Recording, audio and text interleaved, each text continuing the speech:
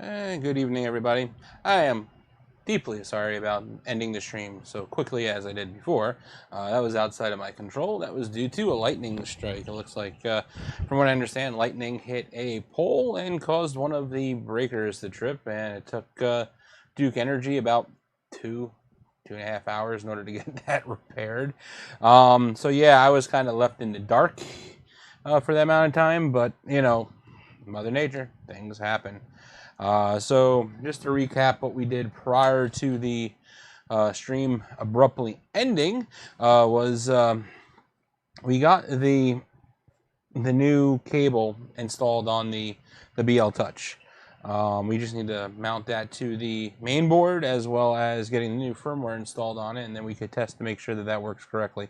We had to remount the thermistor as that kind of popped off when I was doing the cable management. So I'll go ahead and we'll get that put back on as we go through the test. So once we get that all set away, we'll run the firmware upgrade and then test to make sure everything is running as smoothly as possible, and probably get a small test print as I only have a small amount of PETG available, but that should be enough to do a quick benchy or the small CAD or something, just to make sure that the BL Touch is working correctly and we get everything trammed correctly, and make sure that the test is the probe is probing correctly.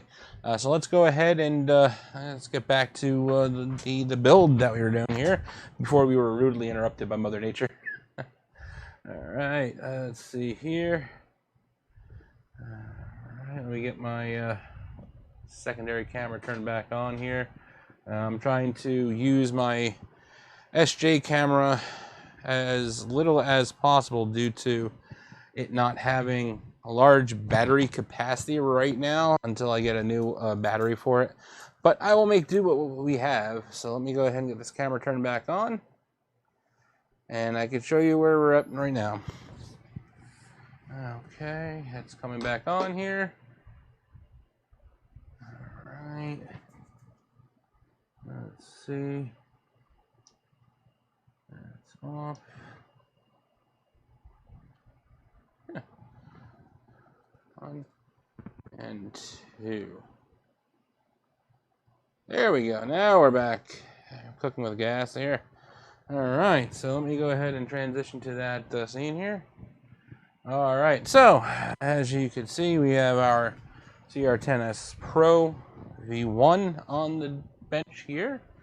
All right, and where we were working before was underneath this main board. So let me go ahead and turn that so you can get a better view. Perfect. Here we go. All right, so we were working right in here.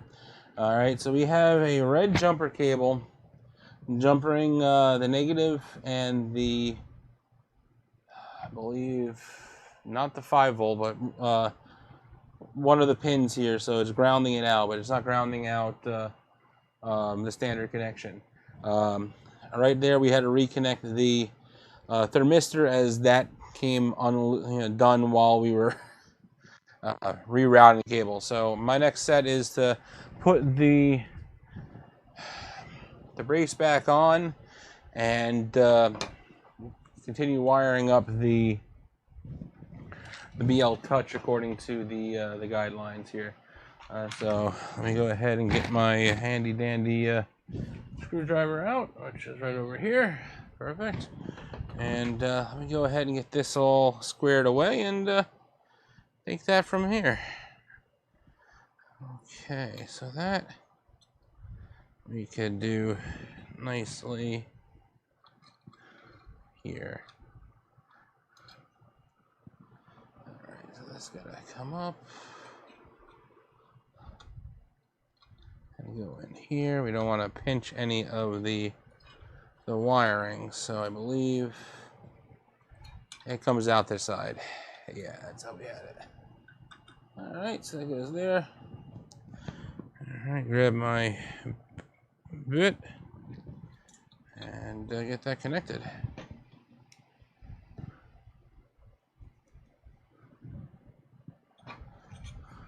I find it's easy to get this connected from the bottom based off of that that wire right here.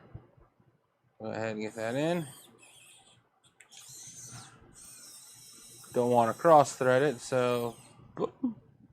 And then we could get the top connected there as well. So let me go ahead and switch this up. Perfect. There we go. And 2 screws to get that connected. Right here. And where's my other screw? All right, perfect.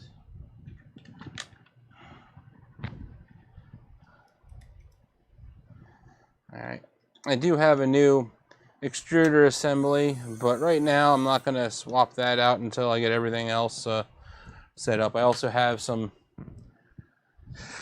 anti-bash nuts that I'm going to put on here as well, but I really don't want to take apart the rest of the gantry for now, so one upgrade at a time. That's how I do things. So let me go ahead and get my filament sensor reinstalled. Now I keep mine back. The reason why I do that's primarily because it's easier to get filament in and out of the extruder body. There's a little bit of a design flaw the way that Creality has put this this printer together. Primarily the fact that they only give you probably about that much space, which is oh, I have a tape measure here.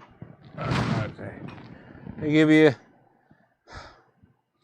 3/4 of an inch between the end of the filament sensor and the actual extruder, and that's a pain in the butt in order to get your filament in and out of the extruder. All right, so now we have that all sorted away. Let me go ahead and zip tie this up out of the way. All right.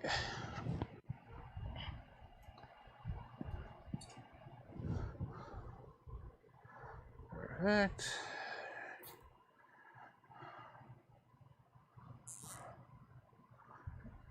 And I'll zip tie that to that connection. All right.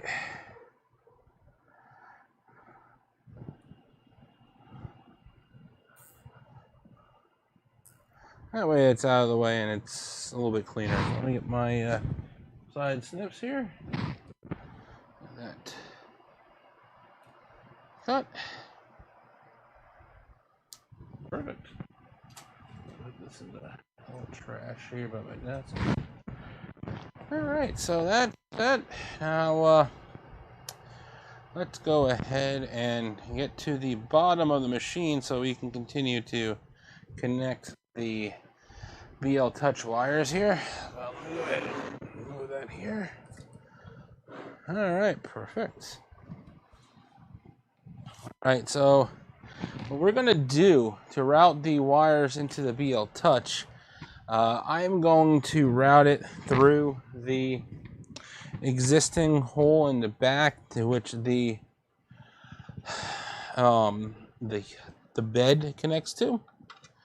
Before I was using this hole up here, but since I have enough wire now, going through that little grommet hole in the back should be fine, and I don't have to worry about hitting things up here. So let me go ahead and get that to go through. All right, perfect. All right, now we need to make sure we keep enough slack out so that it can connect. There we go. Yeah, so we want to make sure it has enough slack so it can connect to the main board, and enough slack so that we could connected to the ribbon cable with either zip ties or clamps. So that's what we're looking to do. Okay. Let's see here, make sure that's good.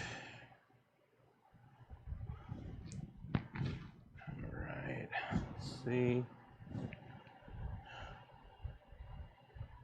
Descriptions.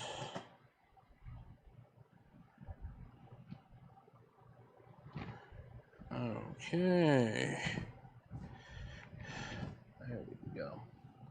So we should be there. So perfect. All right. So with that said, the white and black cable here will go to this particular jumper spot at the bottom. Since we're using the Tiny Machines firmware, their diagram wants us to have that in the I believe that's the Wyman.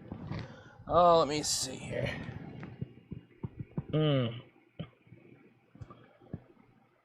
Z plus. That's the Z plus connection.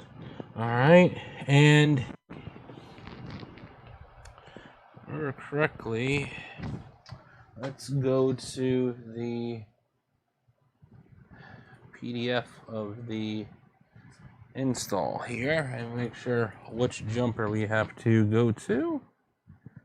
All right, so for the jumper, we go here.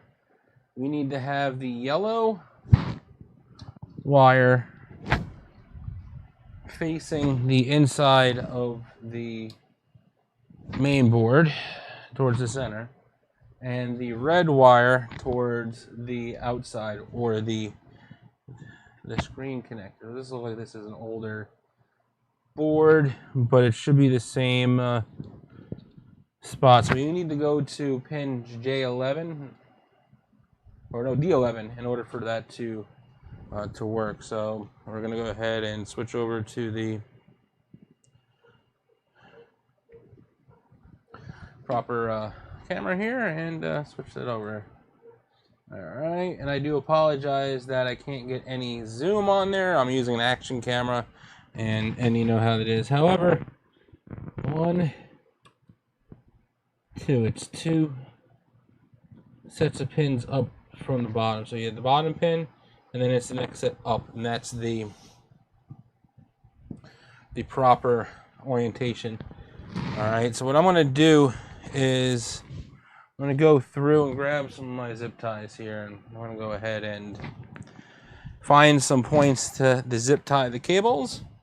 That way they're nice and tidy, and they don't get loose while machine's operating. Let me go ahead and do so here. All right. And what I like to do is, instead of trying to run it through the item there, these zip ties, I'm just going to go ahead and use a zip tie going through a zip tie. That way it's easily able to come off in the future. So we're just going to connect that across the board here. Perfect.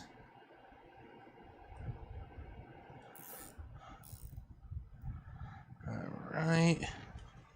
And then we want to carefully route it up along here. Okay. Perfect. Let me just make sure we're good on time here. All right. Oh.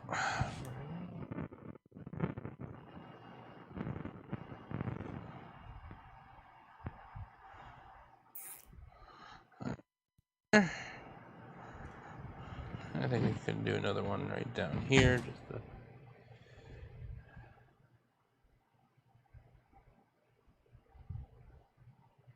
Here we go.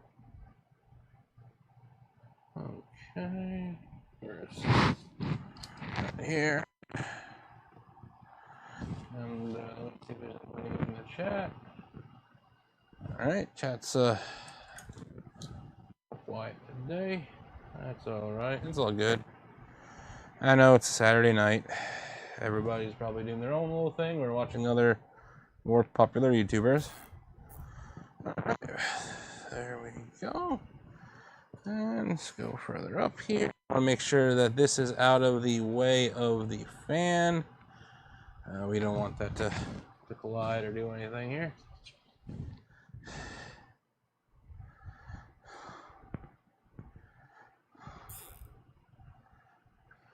Okay.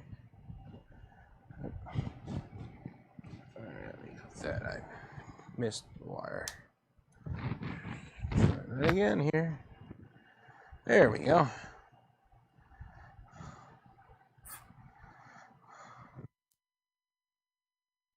All right, so let's go ahead.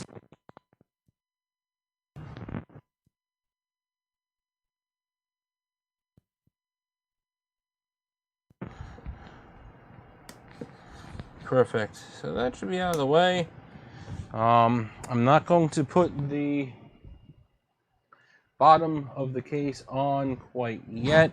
We still need to come back here later in order to put the SD card in with the D1 files to do the firmware upgrade. I mean, I already have the latest firmware on here, but I think there was an issue with it, so I want to double check by reflashing it just to make sure. But before we do so, let me go ahead and finish wiring the EL Touch here. Perfect. And I'm gonna move my gantry all the way up here. There we go. So I'm gonna move the gantry up so I know exactly how much wire we have to play with, so we don't have to worry about not having enough.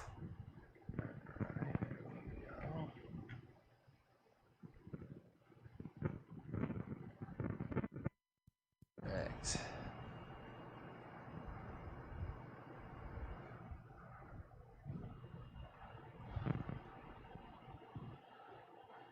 And before I put everything together, I will be putting a little bit of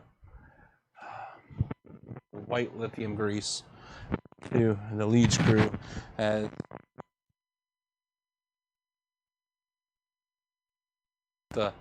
upgrading the the lube on there, so it was pretty gunked up and dirty. So I already washed that with a dry rag. So all we have to do is put the right lithium grease on it, and then we should be good to go with that. Here, apply that right there.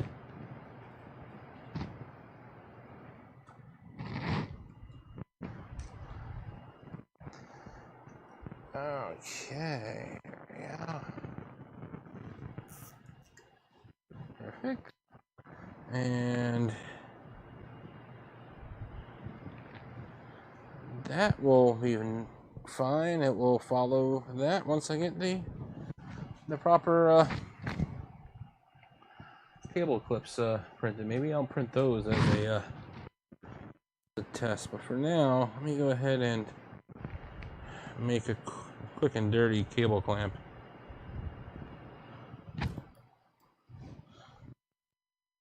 Quick and dirty. Here we go.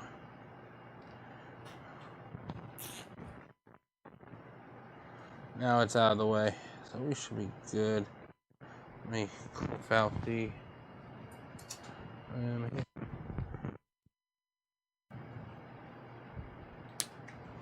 perfect. All right, so there we go.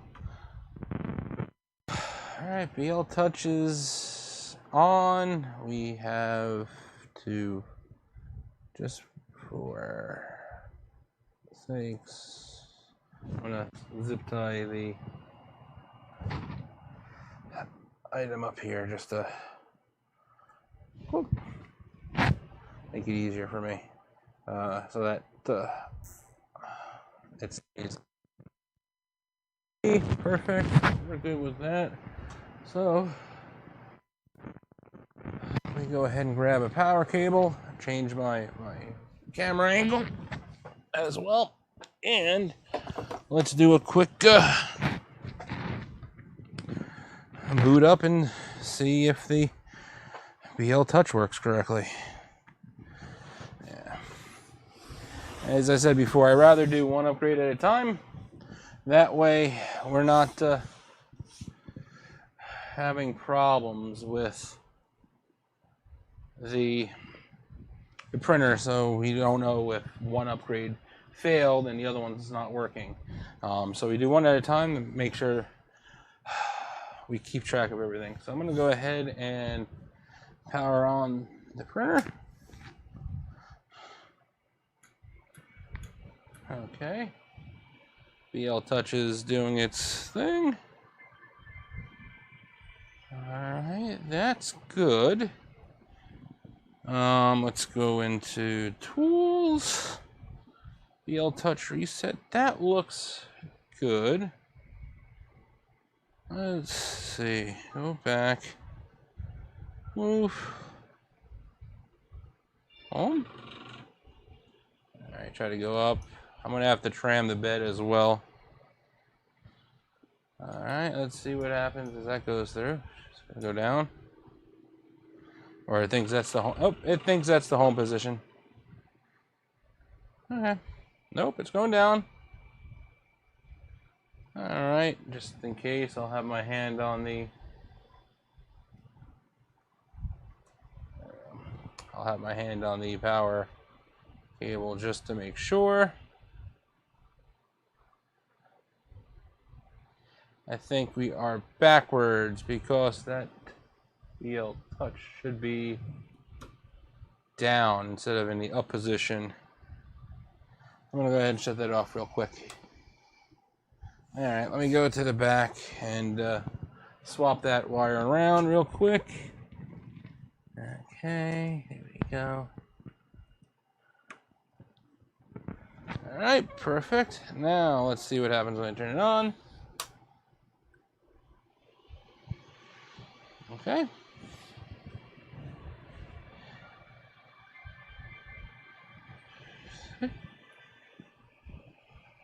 Tools. BL Touch Reset. Alright, Alright.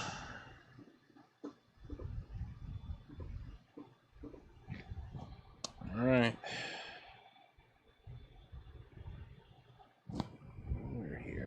Go ahead and plug in the USB and see what Pronter Face has to say. Oh here. Okay. Let me start up Pronter Face.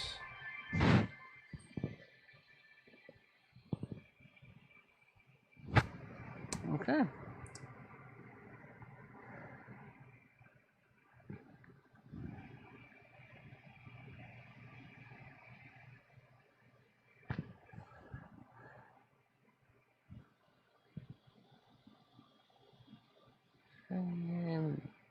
Desktop. Things.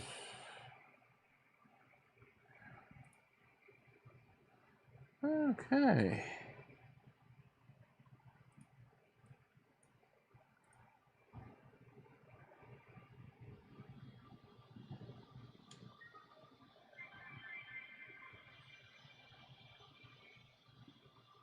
Okay, so Pronter Face is open. Let me go ahead and move that to the side here. And all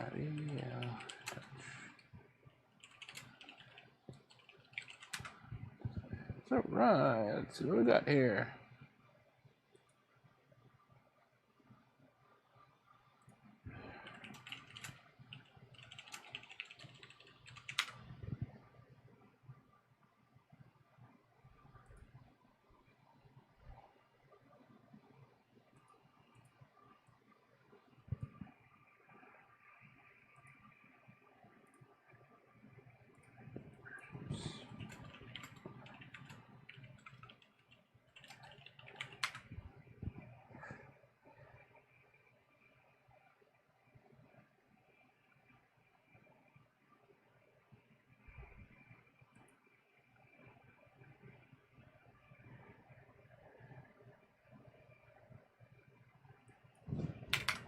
All right, I had a list of test codes, but I have lost it. So let me go ahead and search that up here real quick.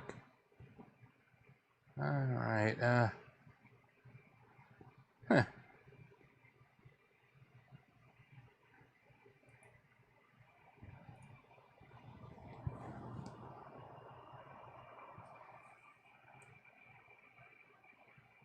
All right.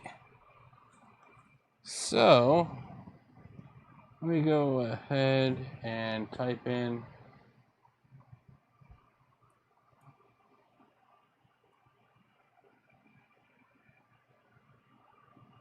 command here.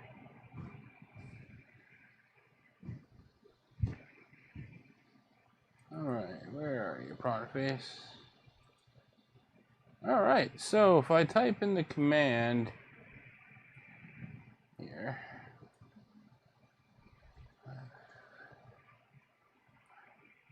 it's a pronter face. There we go. We are looking for the following. It is M280 P0S10, and that should bring the pin down.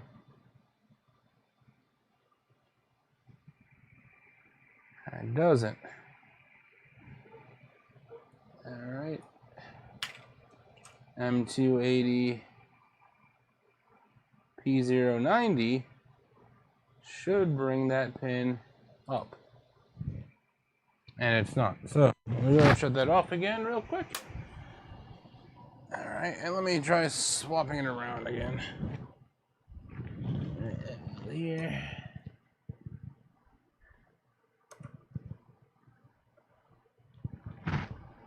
All right, so if you got a tight fit, that's good. Let's try.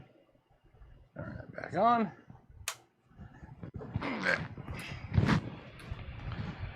All right.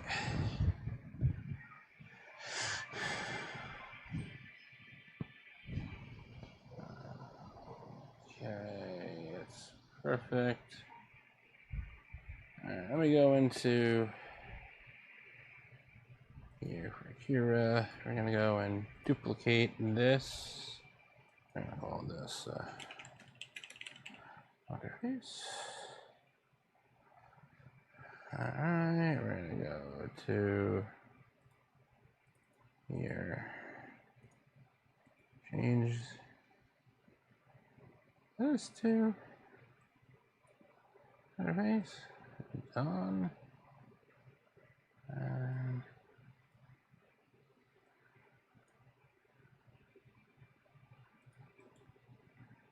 okay, rename.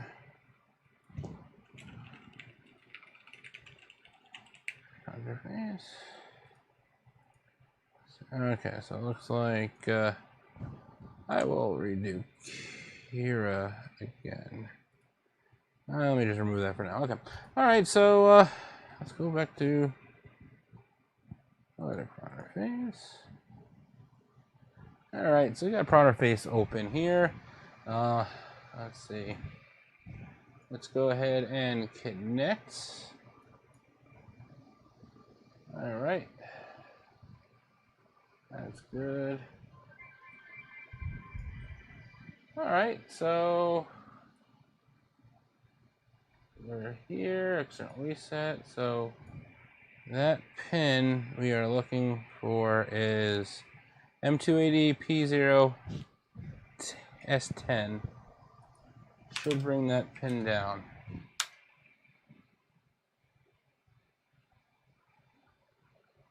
And it is not.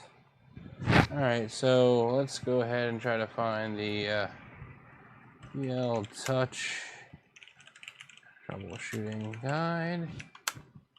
Solid red light.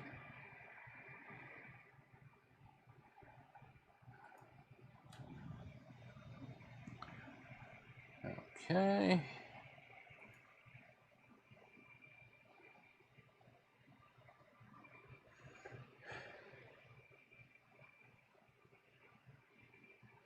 Now what we're gonna do Yes. You know, we're going to do the command 280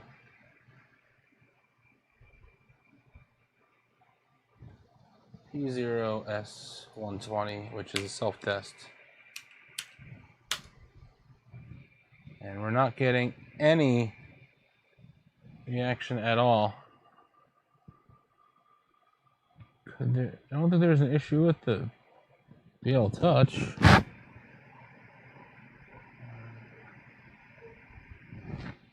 Go ahead, cool. Reset.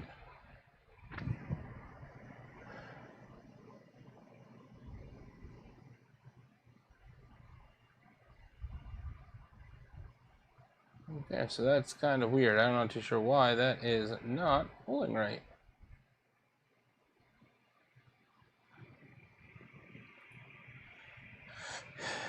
All right.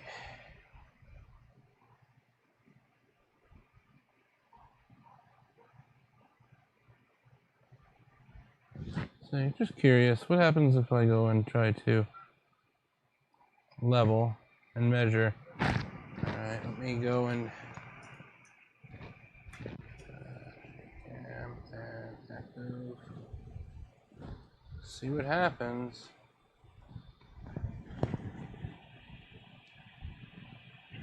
That pin is down. It should be up. No, it should be up instead of down. No, it should be down instead of in the up position. Why is it doing that?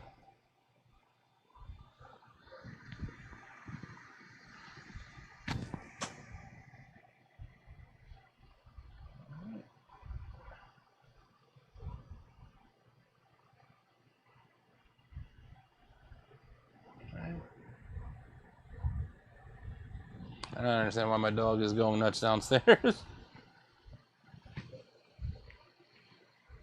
Alright, let's see what happens.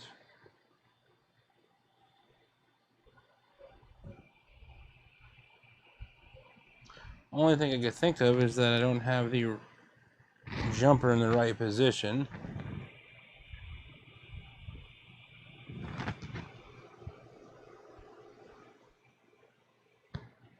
And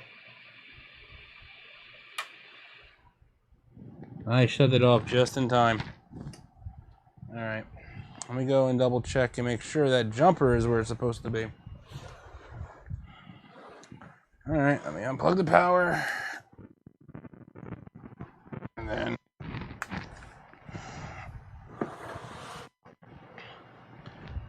check that jumper.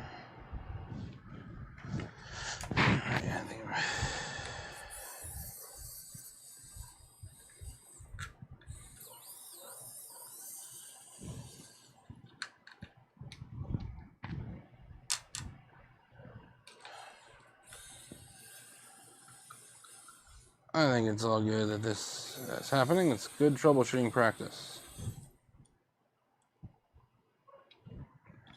All right.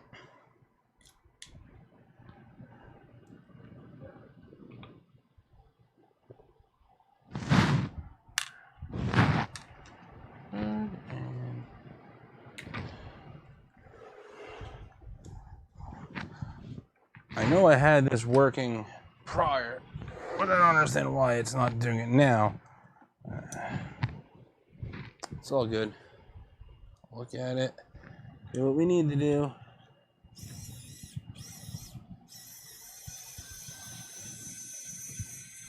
Just to make sure it's working right. That's what I'm here to do. So, looking at a jumper, that is the right pin.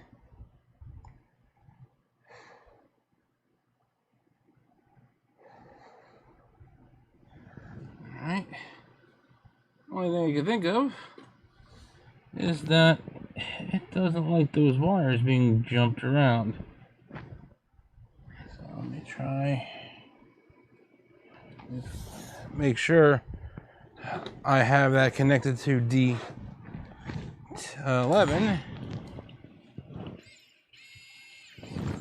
Alright, let me go ahead and Swap this around a bit.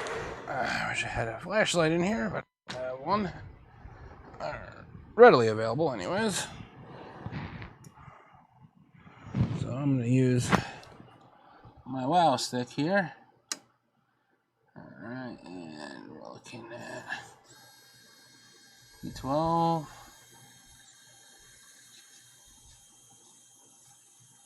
Alright, that makes sense. This particular board, it's backwards. Really. Okay. That happens. That was my mistake. So, we need yellow. Yellow on the inside, red on the outside. D11's the bottom set of pins right here. Not one in the top. So let's see if that works. Alright.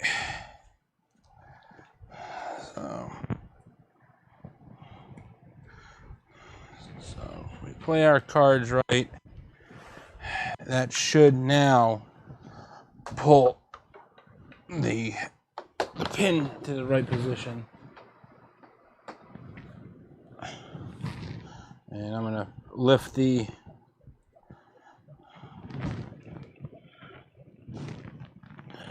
up a bit.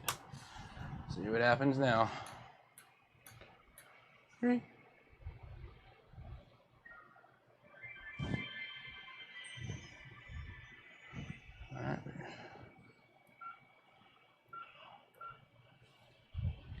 All right, so it's showing it's in the up position. Why? Should not be up. Should be down. See what prawn or face has to show. I may just need to reset that pin. Show this now. All right. All right, we're gonna try doing S10 and see what happens when I connect to it. All right, let's try it now. Oh, S10 shows the pin down. So let's see what happens when I do 120.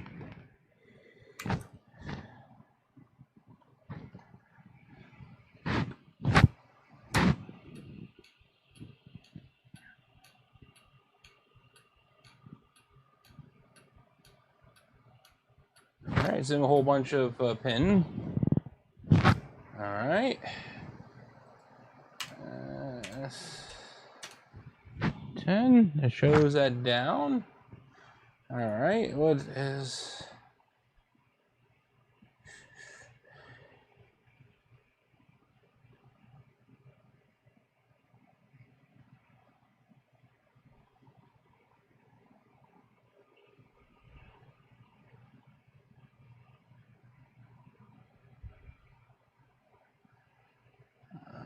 Okay.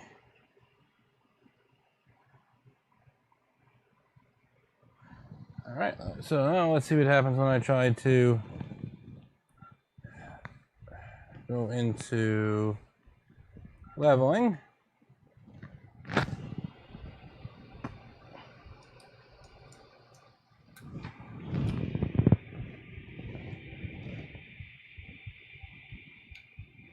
Okay, so pin is down, so now it's going through. Just in case, I'll have my hand on the...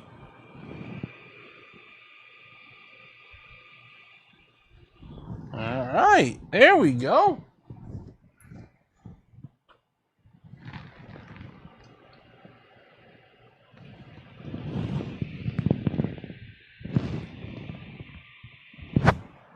No, not quite.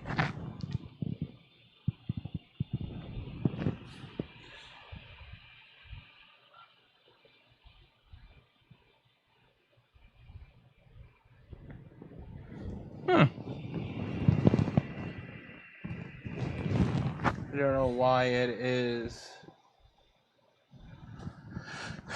up. Let me just double check to make sure we have the colors in the right orientation here. Touch.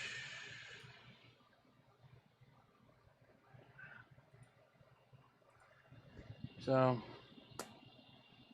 it should be yellow, or red should be at the top side. So before I do anything, I am going to just double check and make sure red is where it's supposed to be on the bottom. Real quick. Red out, brown middle, yellow inside, right?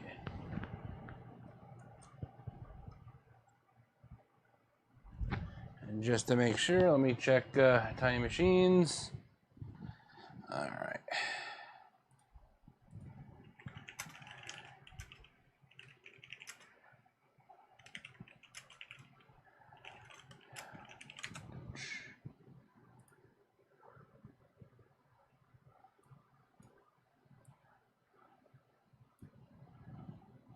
Okay.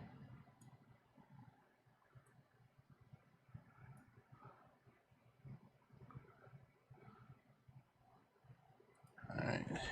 Add Pro.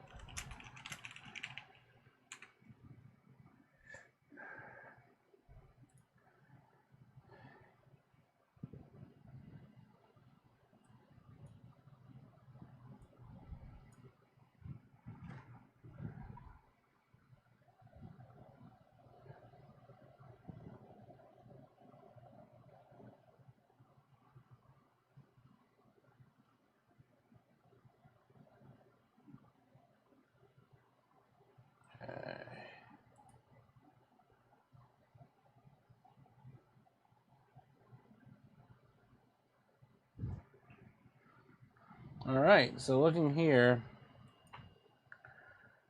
they have it at the bottom pin, which is what we're looking for, and they have it on the Z Plus connection.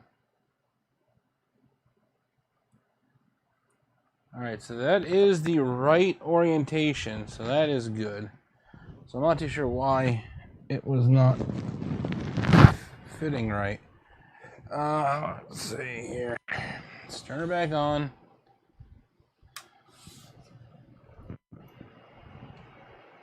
Let's see.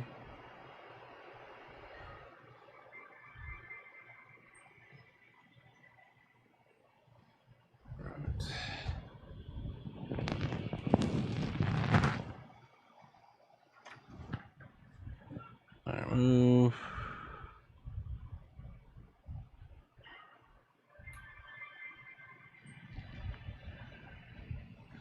All right, looking at it, we have red and blue, or orange and blue on the robe.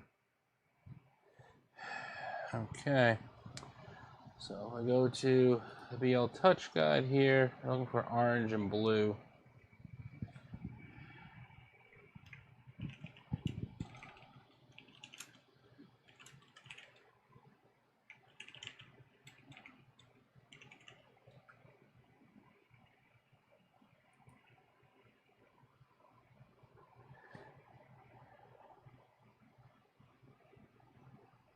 Signal and ground, that's where it's supposed to be.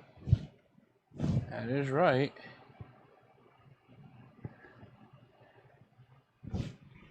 Okay, so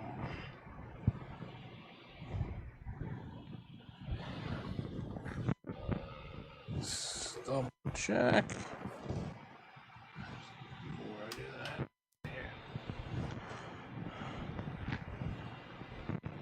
should be towards the middle, not the. So,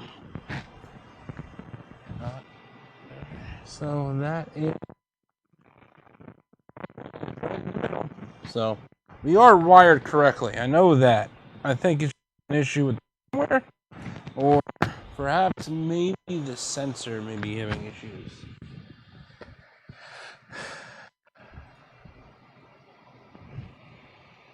Back. Cool.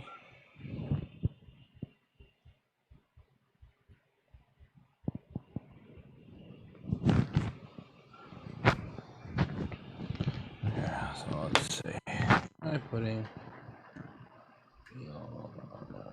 power face in. Reset.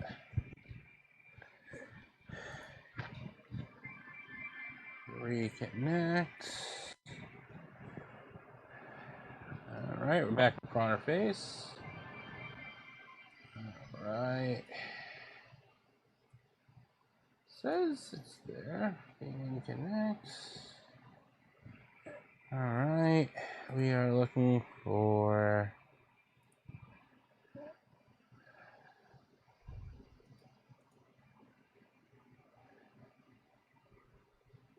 alright. P M280, P0, S160.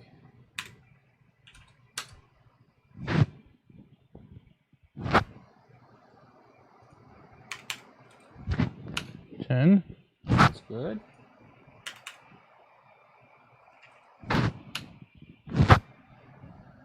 He doesn't want it yet. Let's see. 90, it's up. Okay. 10, it's down. 160. All right. So let's go ahead and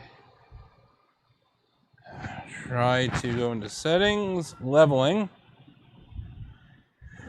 and see if it probes right here. Or I may go through and attempt to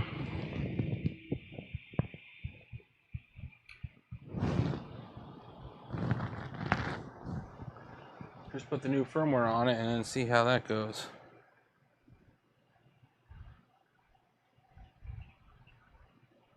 That's good.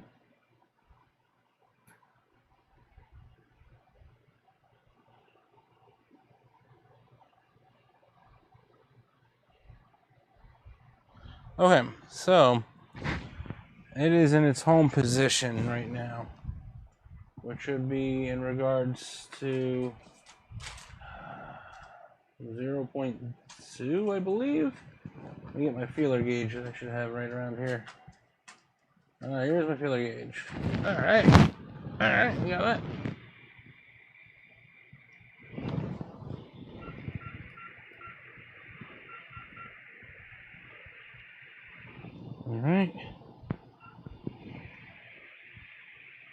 Alright, so I put it down as a feeler. Now it should stop, and when it homes down to the position,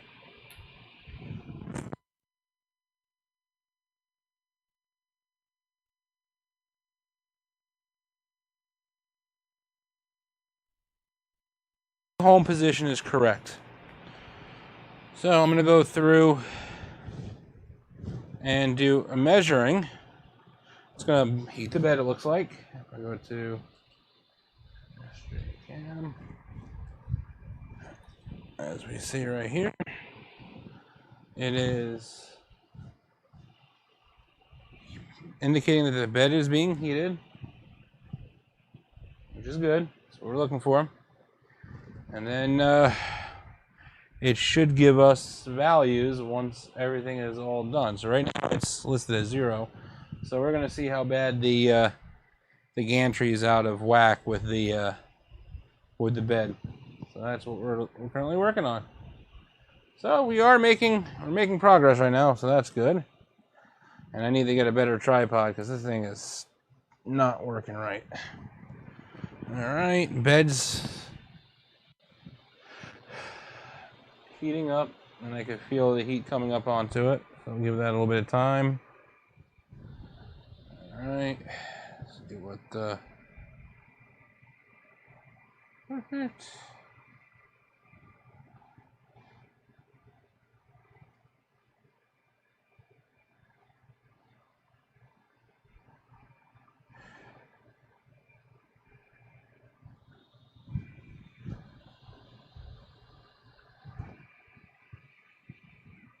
Yep, still heating. So we get a little bit of time, and as that's waiting, I'm going to grab a drink. All right, I hear it. Now she's moving.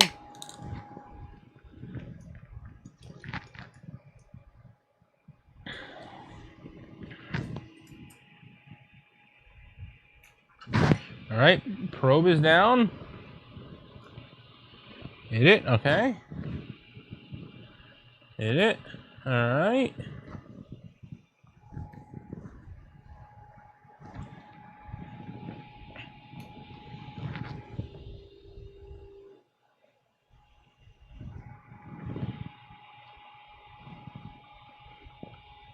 All right, so point one's working.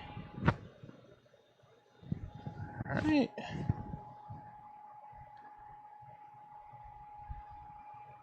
All right, we're on point three, it looks like.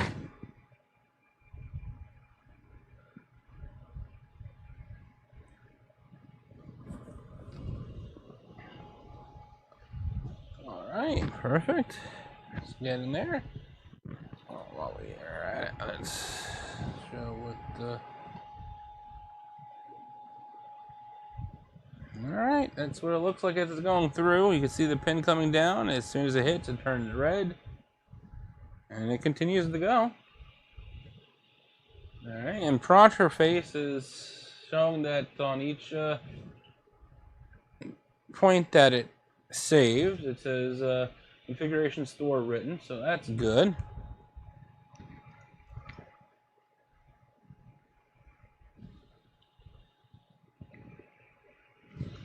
Alright, so we're going to let that go through, and then when that's done, I will show what the values are. And the one thing I do have to say that I like about the Time Machine's firmware so far is that it does show the values as they come out. Unfortunately, it's kind of hard to see with this type of camera. But I think it's coming along nicely. That's good. I'm going to go ahead and let the main camera come back on. So we'll give that a few more minutes. A few minutes more. Alright, that's good. Protcher face is showing right. So far, we are looking at the front left, right here, as being negative 0.6, whereas this side is 0.6. Alright, and everywhere in between. So what I like to do is when I do my bed leveling is I'll go through and do the auto bed level normal, and then I'll go ahead and make adjustments to the knobs to try to get it as close to zero as possible. I know the bed probe, the BL Touch, is supposed to account for the differences within the actual print, the mesh that's there, and as it creates that mesh. But I like to go ahead and try to get it as crammed up as possible. That way I get a better layer line. But it looks like the back side is almost 1 mil down than it should be. Alright, so as that comes back up, alright, alright, so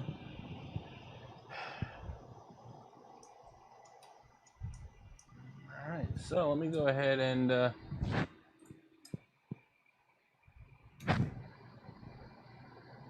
show Protcher face. Alright, so if I go and transition to Protcher face, this is the mesh in which it was built. Now, this mesh is backwards because 0601 should be at the front. So I guess it's reversed in the way that it's being sent out to the actual USB. So let me go ahead, and we need to bring the front down, the front right down, the front left down, no, the rear left, and down is this way. Okay, so I'm going to go ahead and small increments try to get this as close to zero as possible. So if I go back to here, so I'm going to go ahead and try that again. 1, 2, 3, 6. Alright. 4, 5, 6. Alright. This is going to go up. 6. Okay. And this is going to go down. Down is 1, 2. Oh.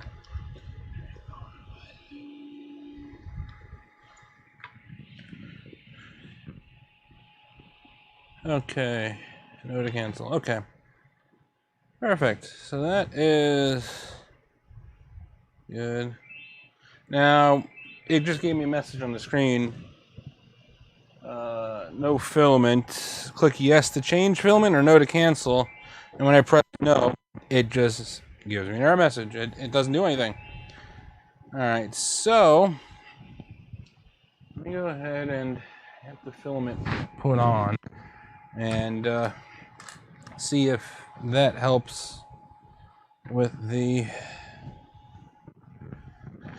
So I'm going to have to... Do I click yes? What does it do? Alright, so I have no choice. It says pause for user. So I'm going to go ahead and close this off for now. Unplug it. Alright. Filament runout sensor at least put back on temporarily so that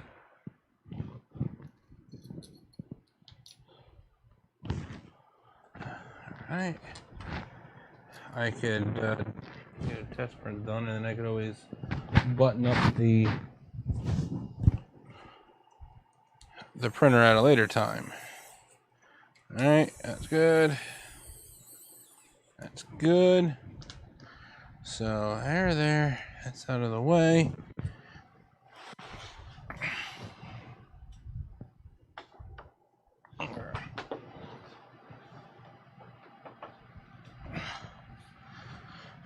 Alright, turn that on.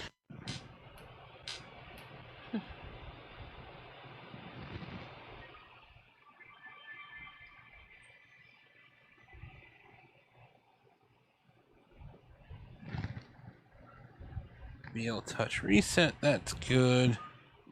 So if I go to temperature, automatic, nope, we want manual. I need 230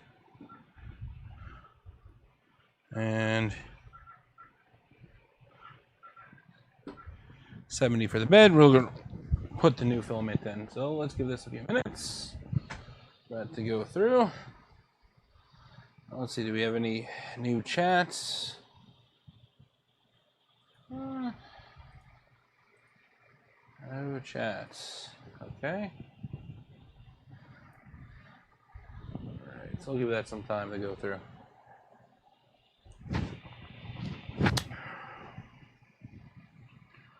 One thing about this printer, it heats up fast. I mean, it's almost 230 C on the hot end, and it's almost 70 C on the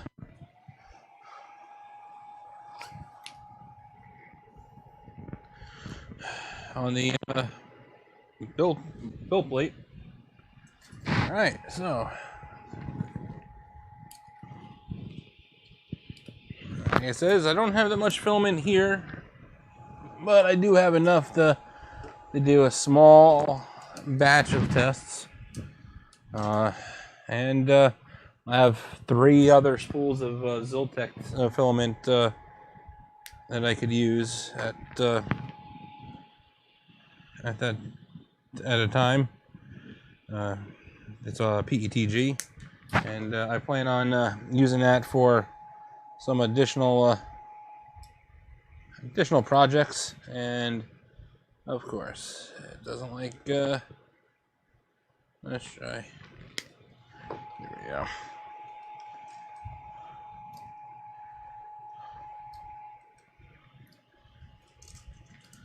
Alright.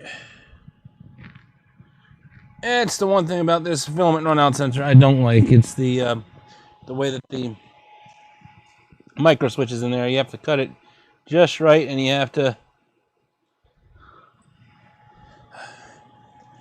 push it in at the right angle in order for it to go in. Alright. Right, go back. Go to settings. Move. Hey, Jess, how's it going? Stream's going by so good so far. Had a power outage earlier, so this is the second half of the stream. And we're seeing how things are going on this side. So that's where we're at right now. Let's see. We're gonna go back to leveling now, and we're gonna rerun the leveling test and see how that goes with the with filament in, and see if my adjustments are working. Yeah, we had a thunderstorm that happened out of nowhere, and lightning struck a power pole, and it was out for about 2 hours.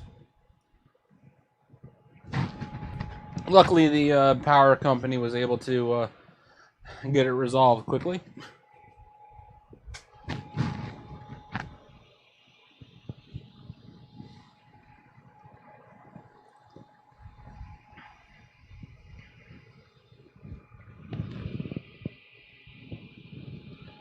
All right, and we're now running the measurement.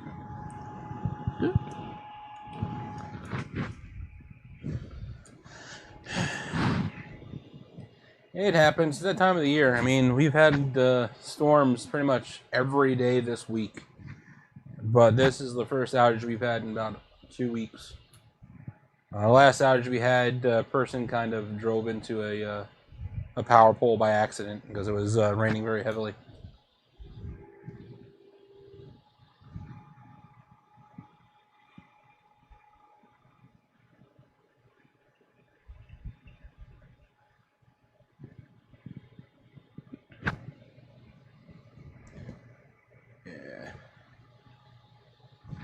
All right, so far, it looks like my adjustments have worked a bit. Instead of 0.6 on the front left side, we're now about negative 0.4. So I just have to adjust it just a little bit more to get it up into the right tramming.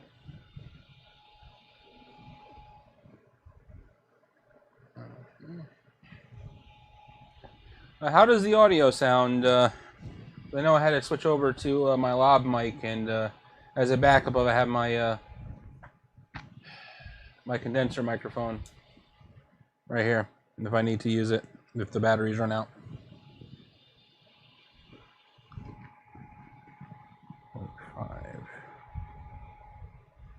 Go down. All right.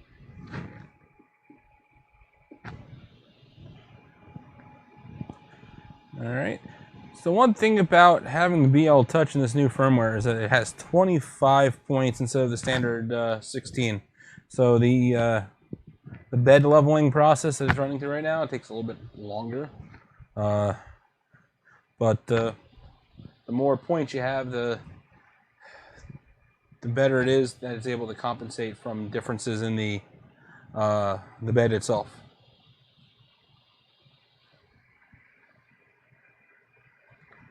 Okay. Here.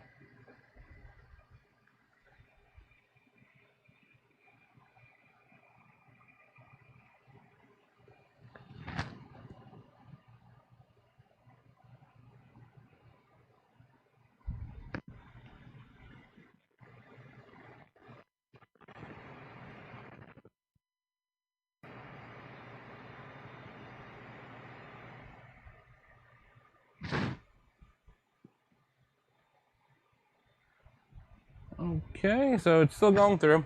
We'll give that a little bit of time to go through.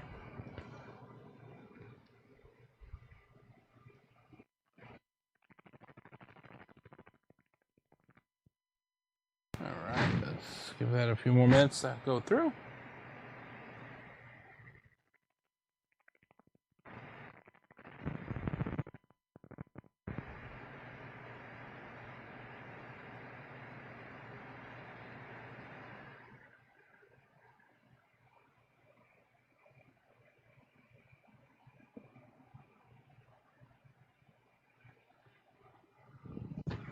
All right, so let's see what we got here.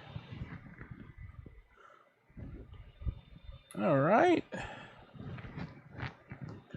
it's still a little off, but I'm not going to go too in depth in the the actual leveling process on this. So we'll keep it the way it is. So as it stands now, the leveling is done, and I believe what's going to happen is it's going to do a quick calibration to run to get the Z offset. Because if I remember correctly, I had to do like a 1.7 offset the last time I tried this, and the results already be up there already. That's going through and get this bit of filament off.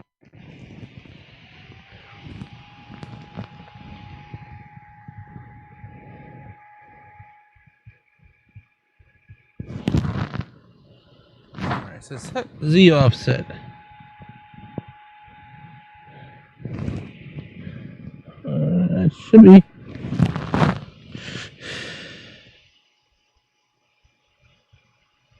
be what's it doing. Tools. Yes, steps per millimeter, Z offset. I'll give that a shot and see what happens.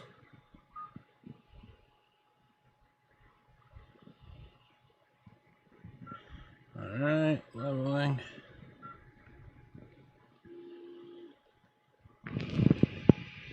Okay.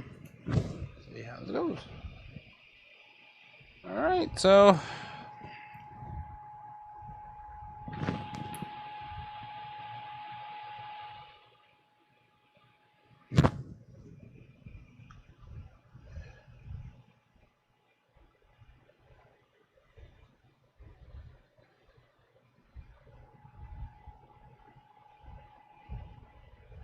perfect. Alright. See how this goes. See.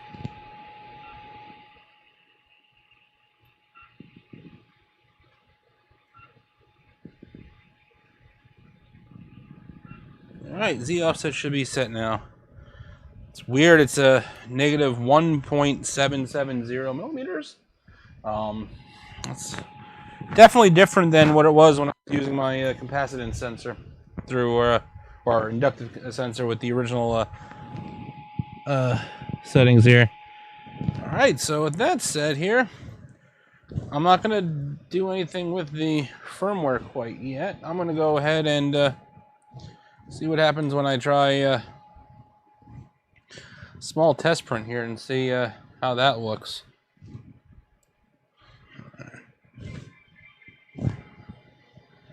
Alright, we're going to go ahead and connect. Alright,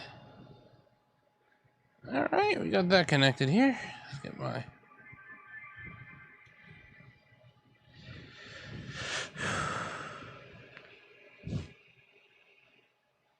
As that's going, I'm going to put my 230, 70, preheat the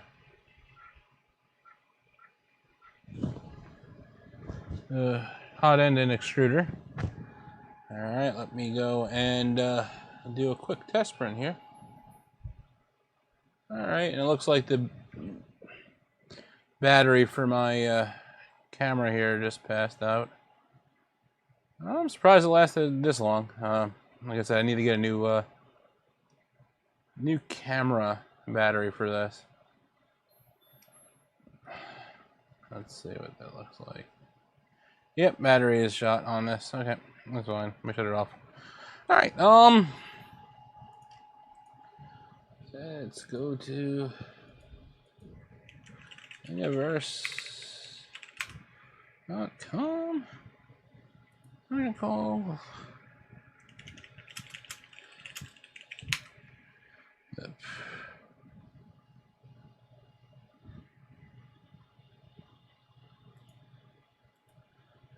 All right.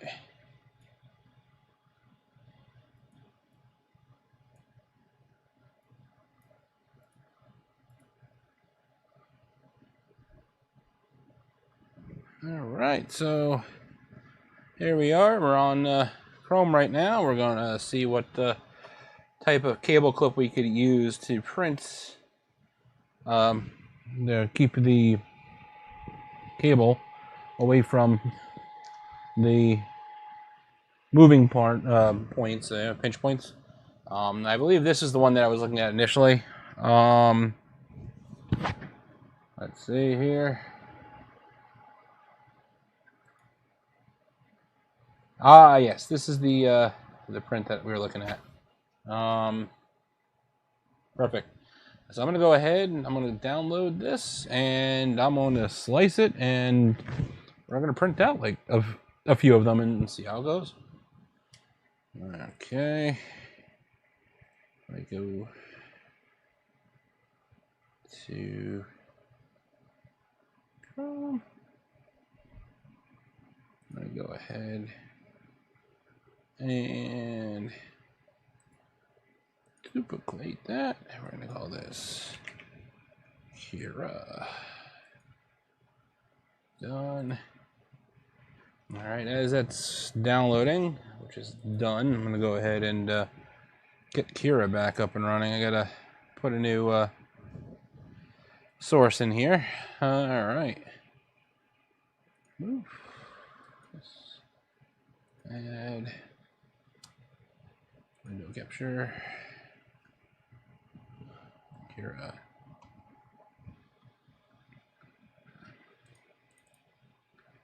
I'm gonna go add new source. Kira.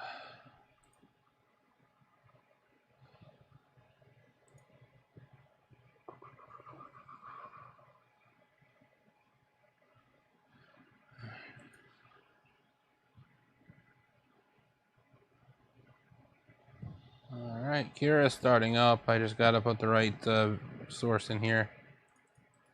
All right.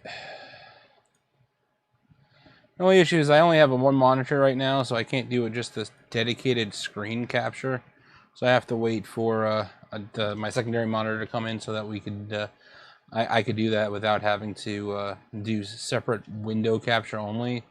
But it is what it is. We have to do it. What we have to do. And what is? So we add. Okay, window capture. Add source. Add new. Here, add source. There we go. Done. Now we should have that. Move that above there. And lock it in place. Alright. Alright, so that's fine. I'm going to have to reset my stream deck up with the right scenes, but alright, here we go. We got Kira open. I'll go ahead and get that file opened. Loads. Today. Executor. Huh. Not where it's supposed to be. Go back. There we go. Alright. So let me go ahead and drop a file onto the build plate here. Alright, perfect. And I'm going to go ahead and duplicate this by about 6 or 7. Oh boy. So you know what? We'll do 9 copies. And go ahead and arrange all models. Perfect. All right, 0.28 millimeter layer heights. Let's see what our walls are. We'll do 4 walls, 4 top layers, 4 bottom layers. Standard for something like this. We'll do 100% infill should be fine for what it is. And 230. 70, 100% flow, that should be fine. Retract that layer changes off. Traction speed should be fine. Where is my... I don't need supports, which is good. We will do a skirt. And perfect. Now, before I go and do that, let me go in and just make sure we have the new machine settings set up here, which I follow the instructions based off of Creality and Tiny Machines. Alright, here we go.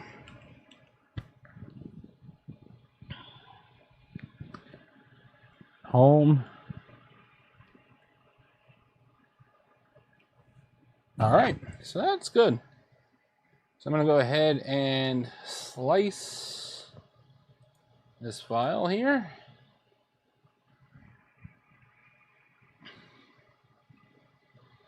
Alright, do my traditional layer preview. Hide that.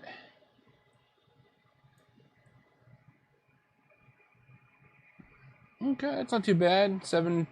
46 minutes, 8 grams of plastic. Yeah, that should be fine. I'm going to go ahead and save that to file. Save the file. And put that onto clip. Save. All right, so I'm going to go ahead and get that put into the printer. So let me grab that out here. Perfect. My SD card in.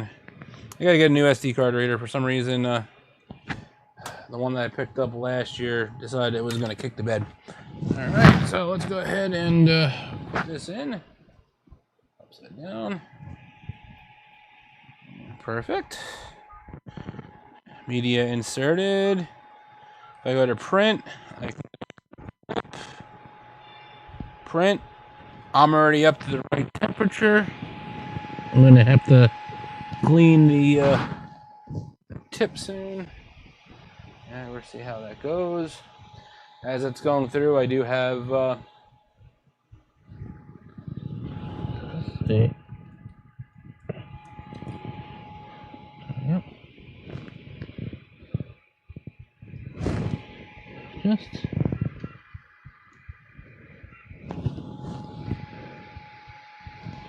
all right. The one thing I don't have on here is my hairspray.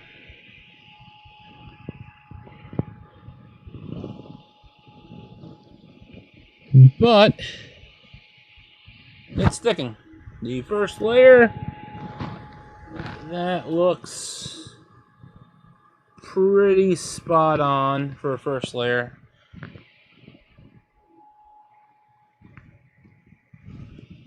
And we're gonna go ahead and see how that goes. Alright, yeah, so far it is squished down just enough for the PETG that I have in here.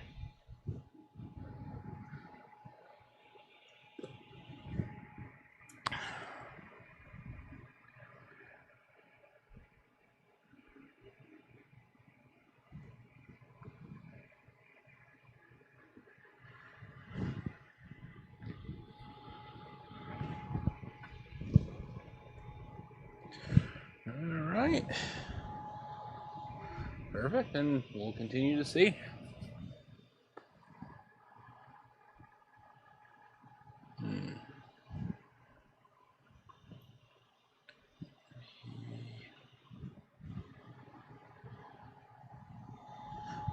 Alright, let's... Oh, it looks like it's not adhering right after all. Okay. I'm going to go ahead and I'm going to stop this print. And I am going to go and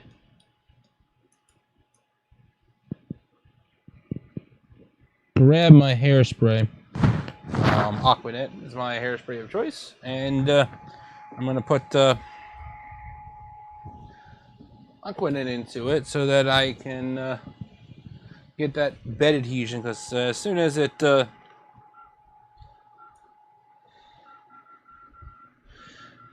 tried to get the center layer, it did not like it. So let me go ahead and pop that off. See, that came off too easy. I shall be right back. So guys, give me a minute and we'll go ahead and get that set up. Alright, be right back, people.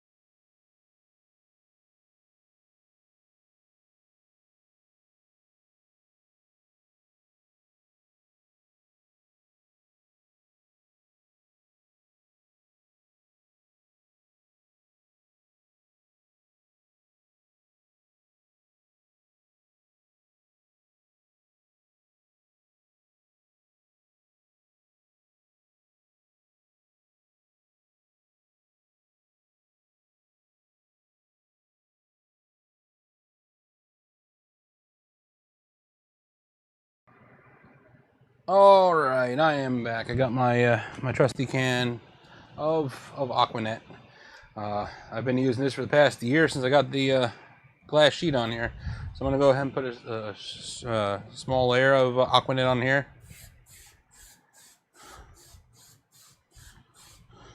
And normally I take the Aquanet and spray it on the glass while it's off of the bed. But I'm going to be cleaning off the printer some more. So as long as you don't spray it onto the electronics, you should be fine. I am now waiting for the printer to heat up again. And auto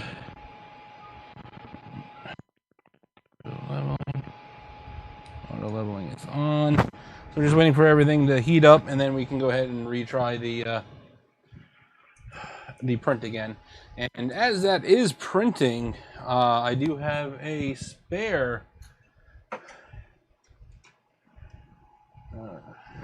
spare Raspberry Pi that I'm going to be using for my other printer, and we can go ahead and set that up with Octoprint and see exactly how that works, just as a bonus feature while we're waiting for 40 minutes for the printer to go through.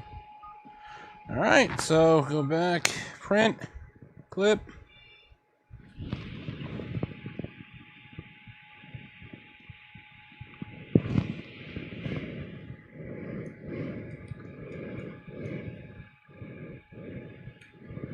There we go. Get that gunk off that nozzle. All right, let's see how it goes. Let's see here. All right, just doing the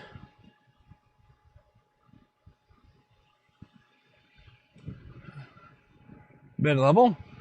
I normally keep economic mode turned off on just to give you guys a bit of background, because I don't want to have the heated bed turn off in the middle of a print. I've had prints fail that way. It's not a fun fun scenario when you're printing something and all of a sudden it decides to go poof and then break off. So yeah, see how that goes. So right now she's on the 7th or 8th probe, so give that a few minutes.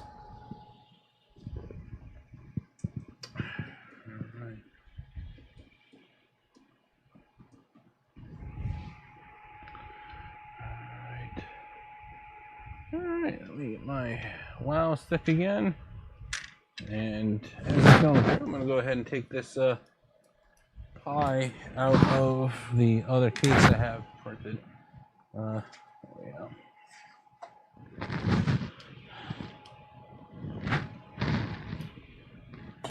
we go.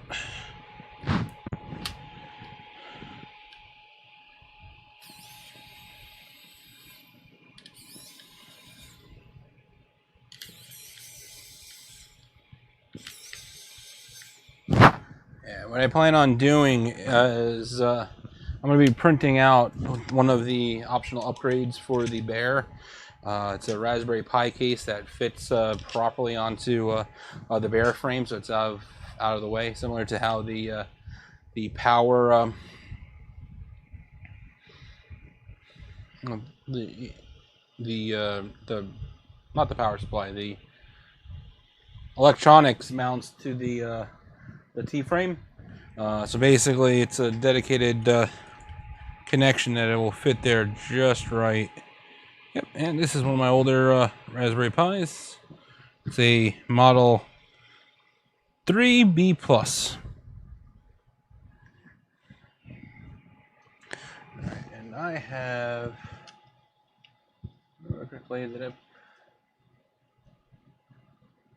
why'd I get a 128 gig stick for it? Beyond me. I think I have a 64 that I could use, but for now 128 gig that I have here should be fine for what I need to use it. And then in the future I can go ahead and make a new image and get that to work with the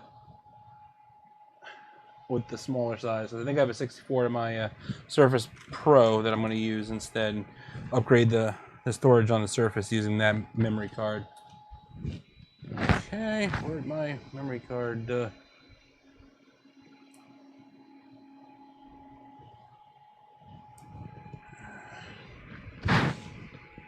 you go. Okay.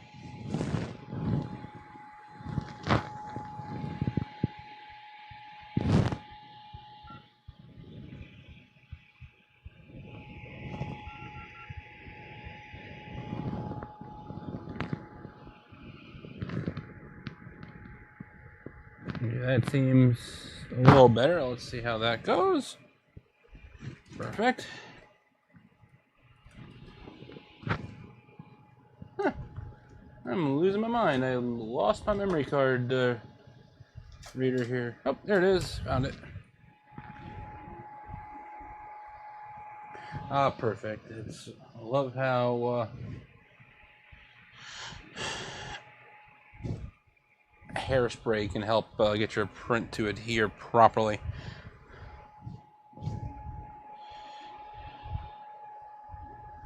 All right.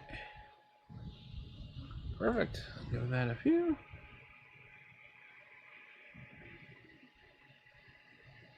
All right, so the Z offset should be there. Perfect. It's been written. Excellent. All right, so the real test is when it starts to print in the middle.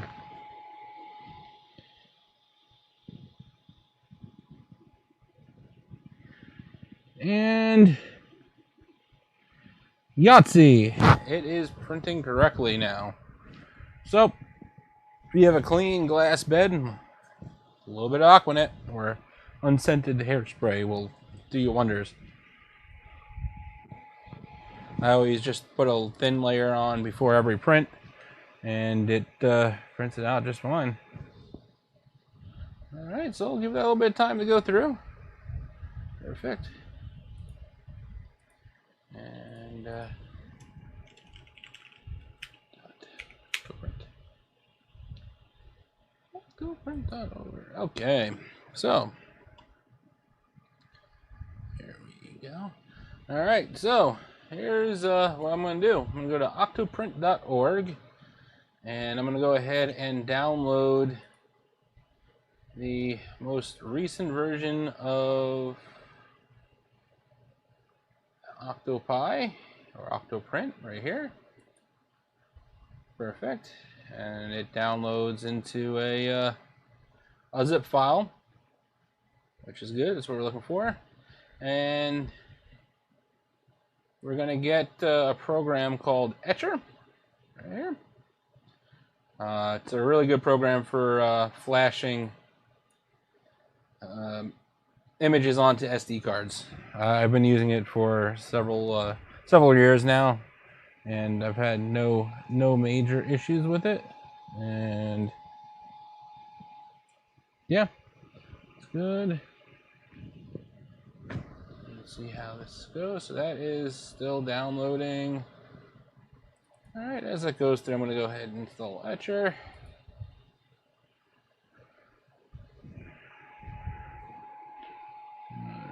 Alright,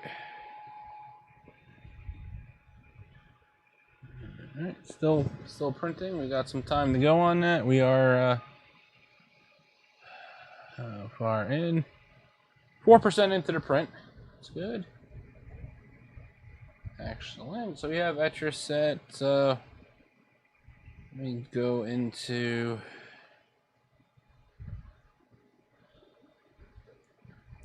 I have Cura open. I'm going to hide Cura. I'm going to go ahead and use source. All right.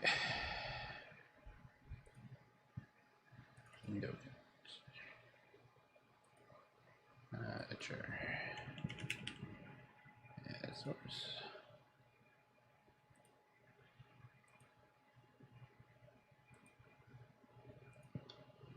Alright.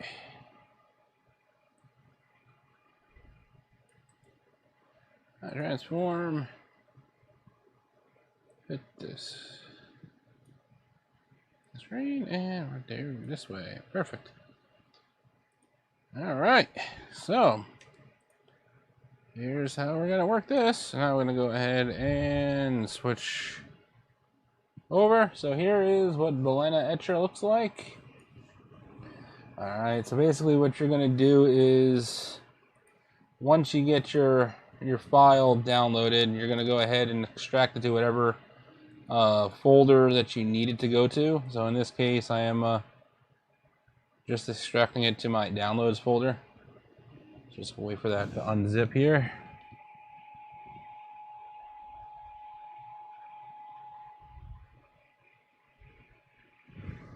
Okay, it's going to be a couple seconds. Alright.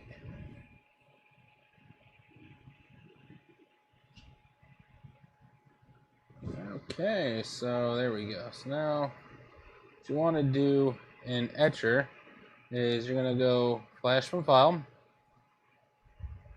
and you're going to go into the directory. Fortunately, since in window capture, you can't see the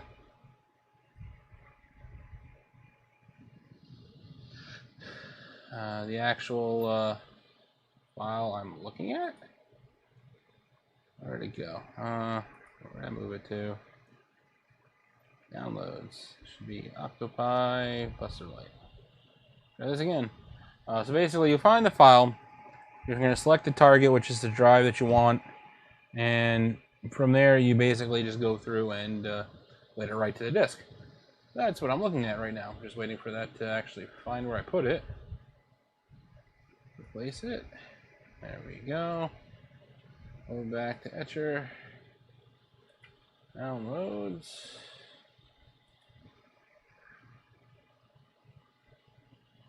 So I think it's Octopi. Let's see, look for IMG files here. There we go. Alright, so once you get that in there, in this case, this is the file, Octopi Buster Light, 0.17.0.img. I'm going to go ahead, select target. In this case, it's the 128 gig drive, which is my H drive. You want to verify that is the drive that you need to use. In this case, it is. I'm going to select. Yeah, it says it's a large drive, but it's all good. And then click flash. It's going to say, are you sure you want to flash? It's going to erase it. Continue. Alright, you're going to go ahead and pretty much let it do its own thing. It may give you a Windows security screen, but just click OK to allow it to go through. And we're starting to flash.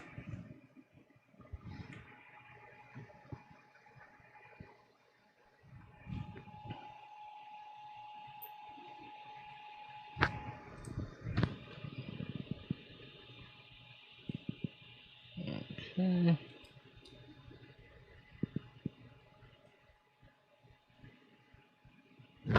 Perfect. And basically, we're just waiting for this to process through. It may take a few minutes or so.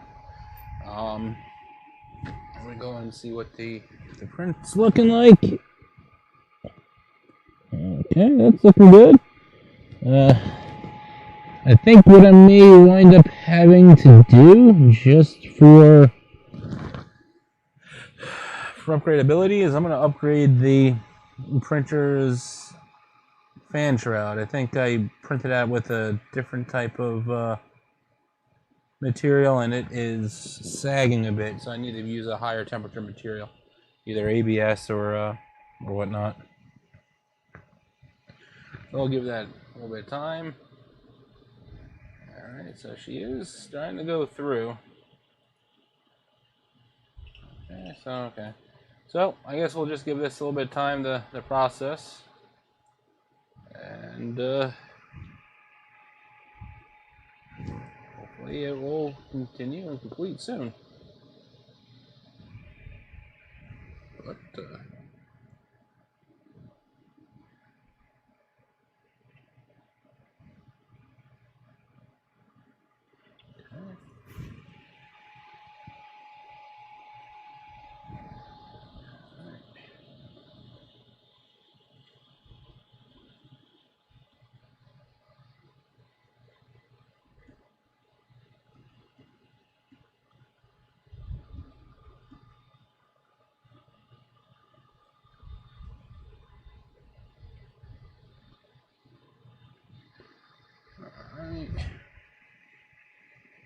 Alright, looks like we have some items are not printing. We have to cancel this. Damn it. Alright, so yeah, it's not liking. Yeah, I think either I did not have the right squish on it, or the level is still just a bit off. Alright, move.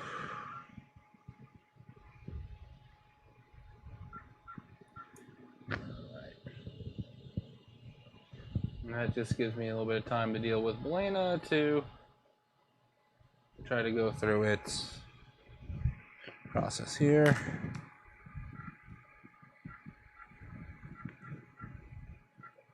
All right. So let's go to this. Yeah, it's not sticking right. So let me go ahead and pull this off, recalibrate it a little bit, and then try redoing it. Huh. As it's going through, double checking, it's a good thing we didn't complete it. It's a little off, it looks like. Let's see.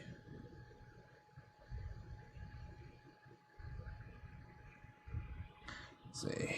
Just curious. Put that in here.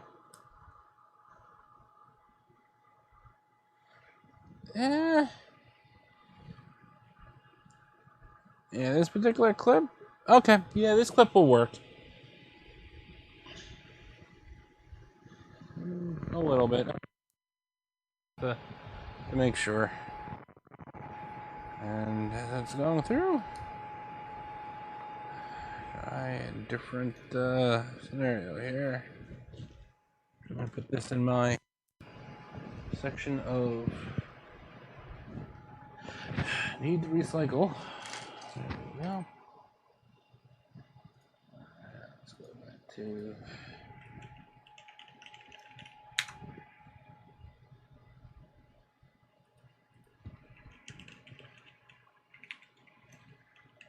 okay.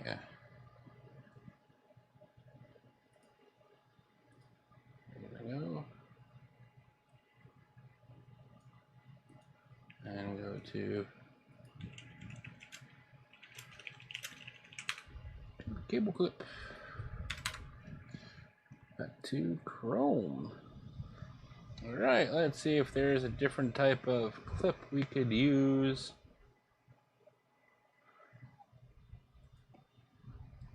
That will print a little faster. Okay, perhaps we should try. All right, we shall try this one. All right, 0.2 resolution, infill, use extra walls.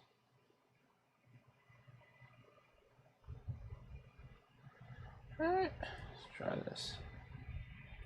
And Etcher is still running.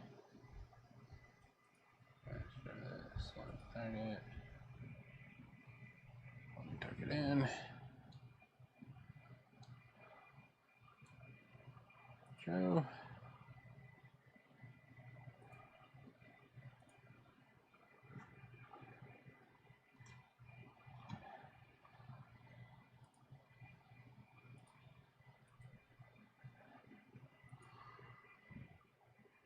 All right.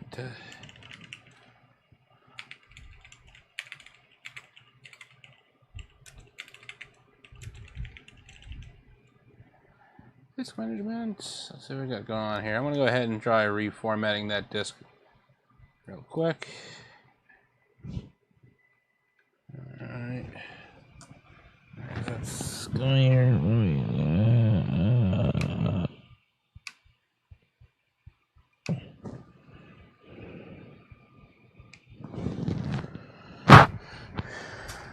Okay.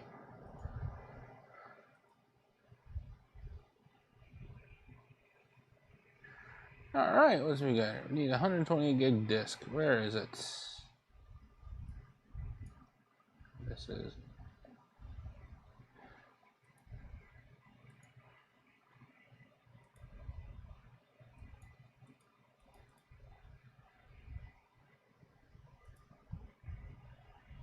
Okay.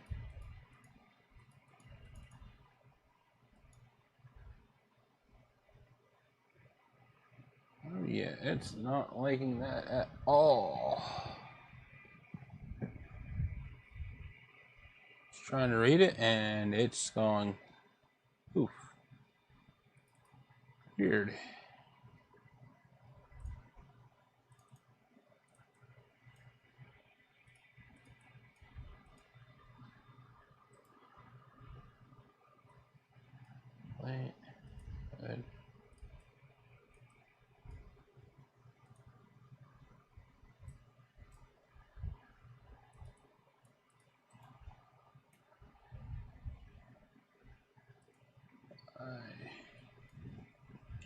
2, 8. Alright, one more here. Apply 2. Alright. Alright, so yeah, it doesn't like this particular drive. It's just locking up on me. Let me try it again. Try it. Select. Flash. Yes. Windows command processor is wanting it. Alright, I think what's happening is you need to run this as administrator. I think that's the reason why it's giving me the issues. But I'm going to give it a chance to run again just to see. And we go from there. Let me go ahead and clean off that item here and get another layer of.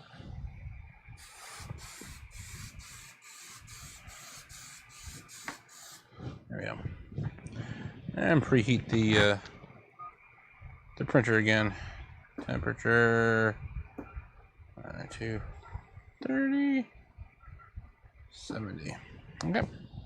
Let that go through. It should have been done. I'm gonna go close out of Etcher real quick. Etcher. Balina, run as administrator. Let's try this. Alright, so we got that there. I'll go back.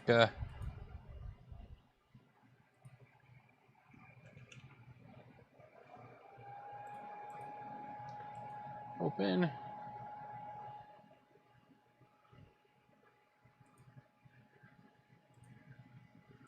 So target.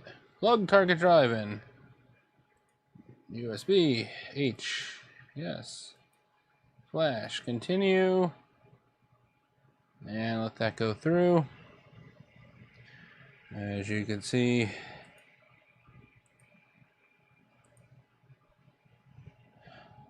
Etcher is still processing here. So we're going to go ahead and let that do its own thing again. And I'm going to go ahead and switch over to Kira. There we go. Kira transform. Put the screen. Huh. Kira does not like that. Let's try this again. Transform.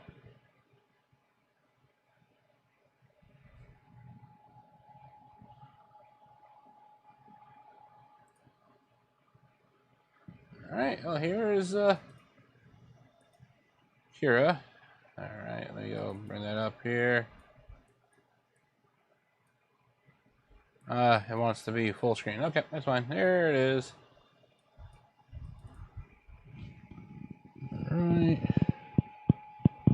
Alright, with that, I have these 3 clips with the locks. I'll go ahead and slice it the same exact way that it was. That's 51 minutes.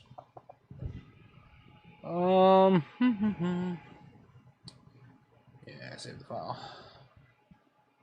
And see how that goes. And see what happens when I put this into here and turn on that one. Let's see if I can write to it. Oh, looks like it does not like me tonight. Let me go back to EOS. Wait for that to unlock. There we go. Waiting for Kira to unlock. For some reason, it's freezing up on me. That's good. Etcher's trying to do something. It's not liking it. I'm going to cancel out again and try a different thing. Alright. Kira just crashed completely on me. Okay.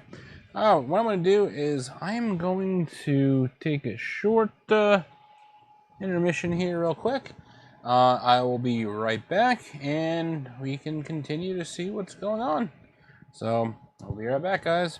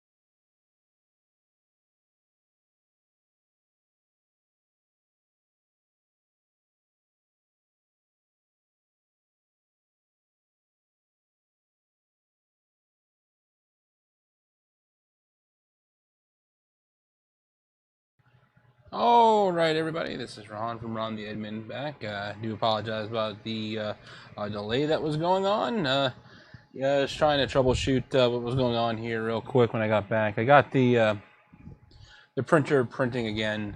I had to adjust the Z offset by negative 2.01. Seems like it is now laying down in proper layers, so we'll see how that goes. It should be about half hour or so for that to finish printing out correctly. I am trying a different SD card right now to see if it's an SD card issue or not. In Balena Etcher. So far, when I tried it with the 128 gig drive, it just wound up giving me an error message. Now, it's one of two things that could be going on. It's either just an issue with my USB SD card adapters, or it's an issue with the SD card. It's one of those two things. But it seems to be that the Etcher is liking the 8 gig card as opposed to the 128 gig. So I think when this test is done, I'll try the 64 gig that's in my Surface and put the 128 gig in there and let that just be storage. So we'll see how that goes all together. But here's the printer as it's going. I mean, it's printing quite well for what it is.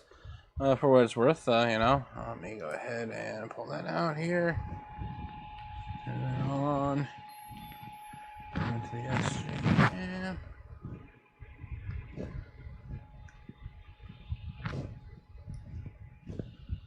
See.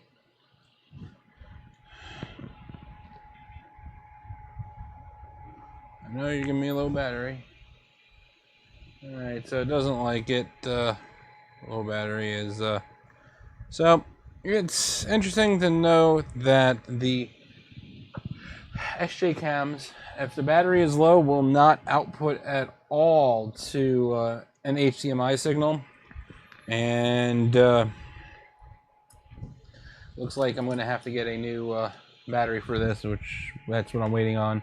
Trying to reach out to the actual vendor to see what battery I need to order. But I'm kind of disappointed. I've only had this for like 2 years, and the battery never really used it that much. And why this battery dying after about an hour of just being in standby while we're waiting to have video go through? I mean, worst case scenario, if I could find a micro USB connection that can work in conjunction with the HDMI cable, then I don't have to worry about power. Just have it power off the USB while it's connected. So yeah, we'll see how that goes. But for now, I'll keep this to the side and see how that goes. But Balena Etcher is almost done here. So if I go back, see here, Etcher. Let's see here. There we go. It is going through, validating the SD card files to make sure everything is where it's supposed to be. So that's what we're looking at right now. When you get a message saying you need to format the disk, just say cancel. But why do we have failed target? Let's see here. Check some range. So I think I have a bad card or reader.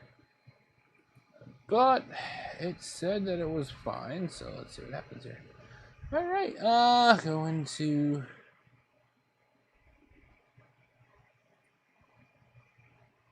card, which card this is, back out, go back in. Do you need to format the drive? No, I do not need to format the disk. But I can... No, but I can go into... Nope, but I can go into 8. There we go. So, going to the instructions for Octopi, I'm going to set my Pi to connect via Wi-Fi for now. So what we're going to do is we're going to go into the boot directory of the actual SD card when it's finished and it's updated, and we're going to go ahead and edit the following file here, octopi-wpa supplicant.txt. So I'm going to go ahead and open that with Notepad++. And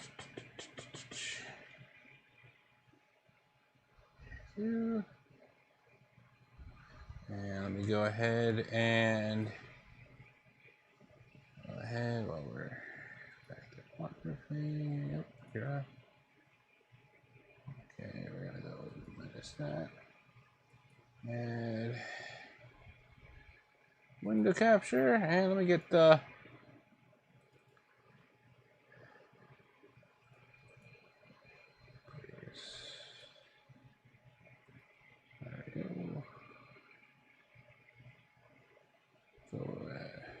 Notepad++. Done, and we're gonna go ahead and move that over here and transform. Refresh the screen. There we go. All right, so here is that file in Notepad++. What we are looking for is this particular section right here. What we're going to do is we're going to uncomment these items here, and you're going to put your SSID and your password. So in this particular case, I'm going to go ahead and I'm going to switch screens real quick while I make that change. There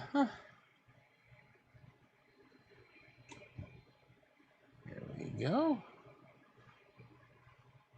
Let's see.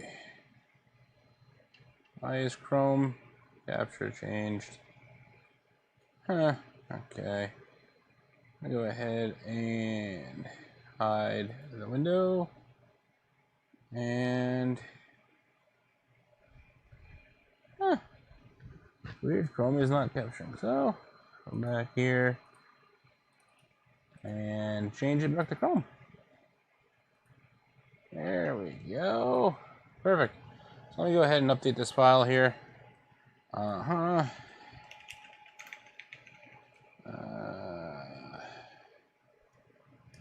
See what Wi-Fi I need.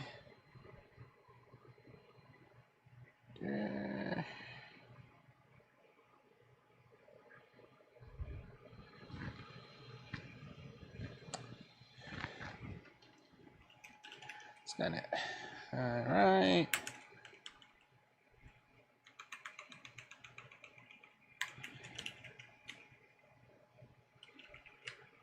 Alright, perfect.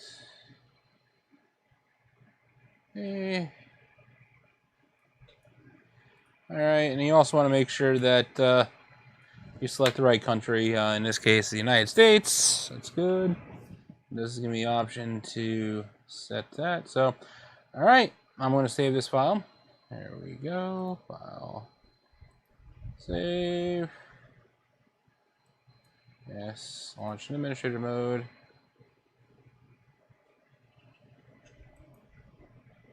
What happened? Why does it move? Alright, that's weird. Let's go to... I don't know where. It just disconnected the drive. Go ahead and remount it and try saving that again.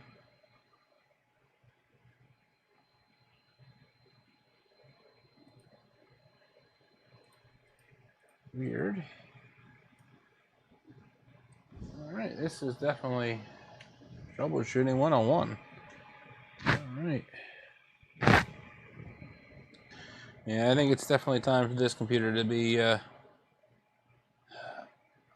put to sleep and a new one be made.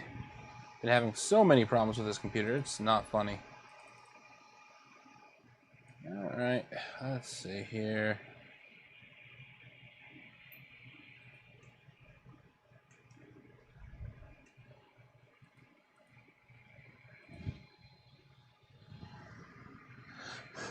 And it doesn't like this reader either.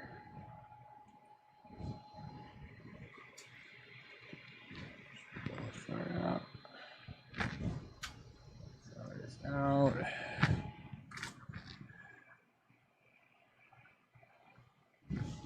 And then, let's see.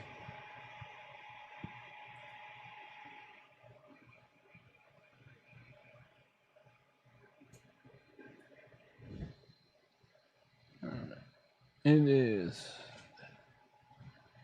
not doing what it's supposed to do here. Alright, I think what I may need to do is go through and schedule this for either a different show or a live stream. I think that's probably what we're going to have to do here, since my computer is not cooperating. Well, it happens. This computer is 5+ years old, and you know, I pushed my equipment hard. I mean, this was overclocked heavily for that 5 years until my motherboard died and I had to get that replaced. Okay, let's see here. Perfect. So, the camera here. So right now we're just waiting for this to complete. We're about halfway through. Which is good. This should be done probably within another 10 minutes or so, hopefully. Let that go through, and we can get the clip and call this live stream completed. And then we could see where we want to go next. Let's see who else is here. All right.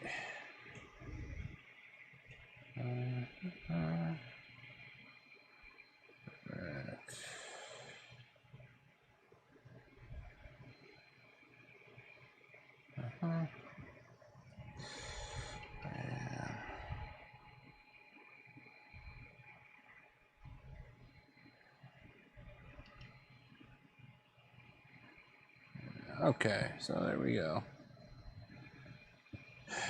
Gotta love when people message you in the middle of a live stream.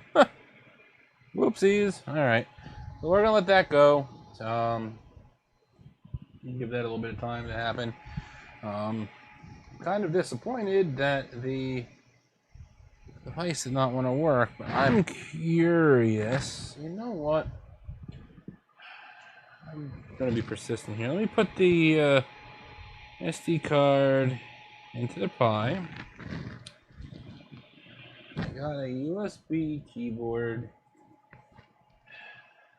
USB mouse, an HDMI cable. So, why not? Let me see what happens when I hook the HDMI cable. There we go. To the capture card, to which my SJ cam is connected to, and go ahead and see whether or not we can configure this manually via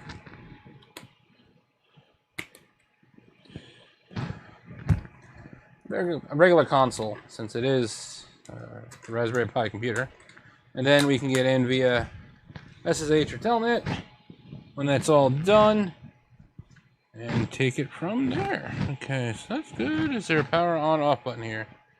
Yes. All right, perfect. So let me go ahead and plug this in.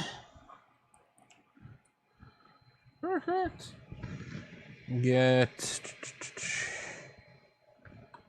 Let's see what happens when I power this on. I should get some sort of video feed.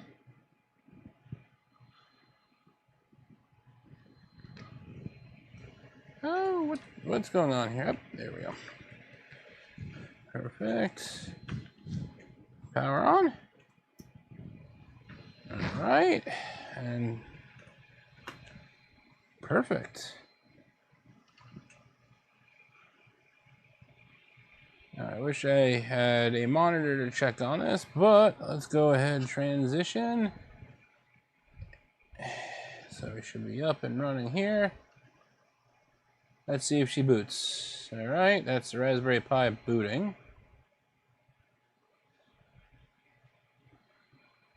All right.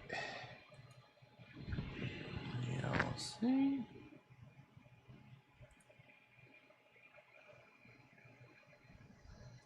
And see if I could use VLC as a remote monitor.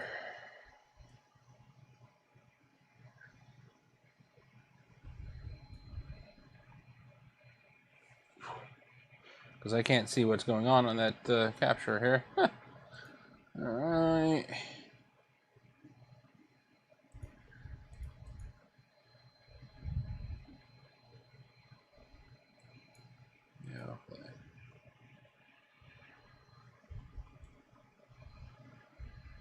Can't be opened. Alright, let me try this real quick. Worst case scenario, I'll just switch it over being and use VLC as the display capture instead of HDMI. Oh, let's see here. Video. Open capture device. US webcam. Okay. USB video. Okay. Doesn't like it. Let's try this.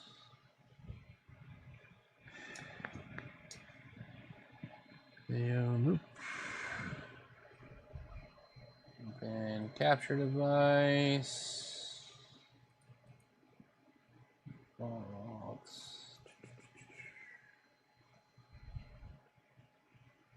Test. Nope, that's not it either.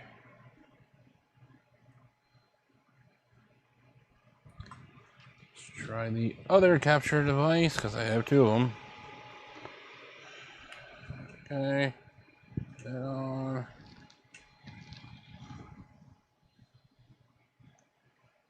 Okay. Capture device. Oh.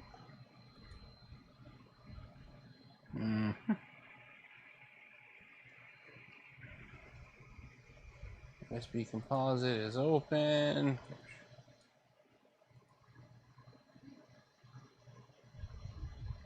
And let me try closing out of VLC again, reopening it.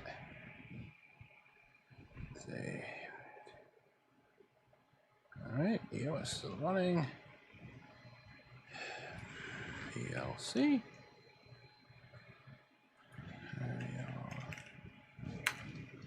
VLC. Try this again. Videos. Tools. Device. Play.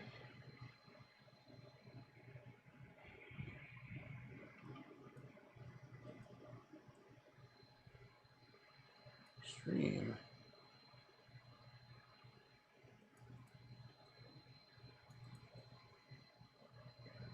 Device. Yes. Stream. Next.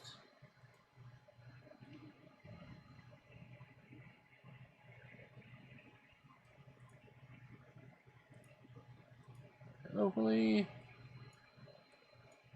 Let's see if this works. Nope, that does not work. Well, that is greatly disappointing. All right.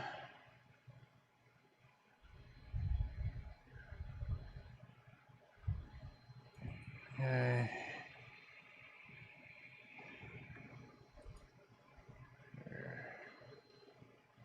Stream. Capture device. USB 1. Advanced.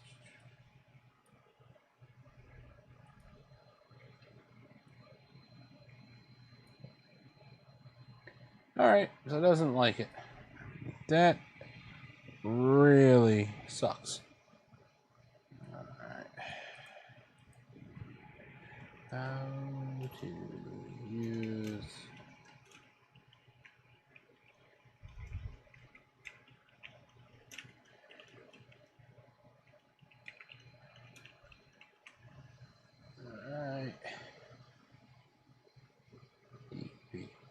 okay. Try this again. Media capture from device. Media 1. No audio.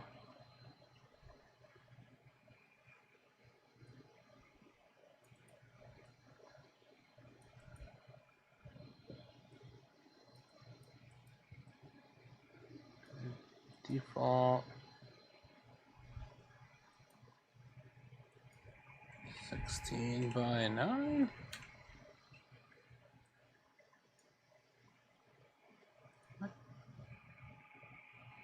Alright, we're doing something here. What do we got?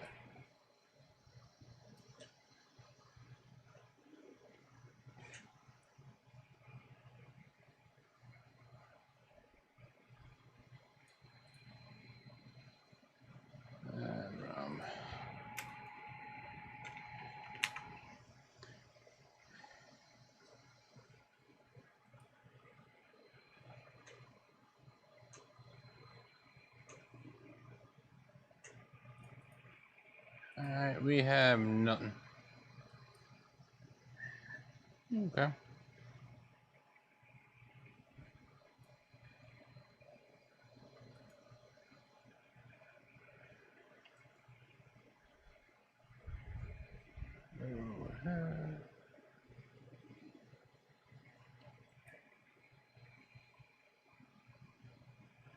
Alright, try this again. Ooh. Photo capture. Alright, show.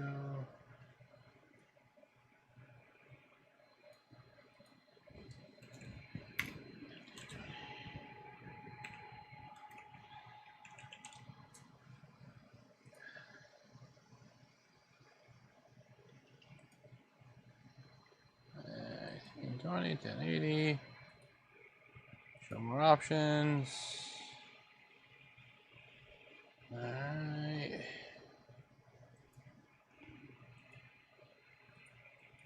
Advance.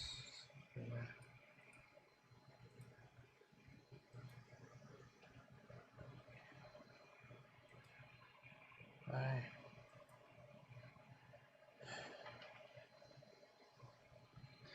Oh, we need to do desktop. Alright, let's try this again. Disk capture.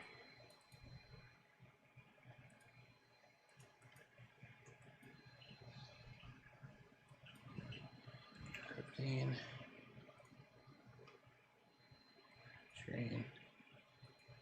Add. Display locally.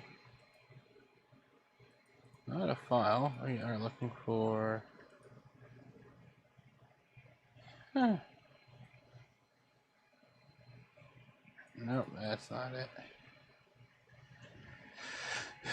Alright, so that idea was stupid. Let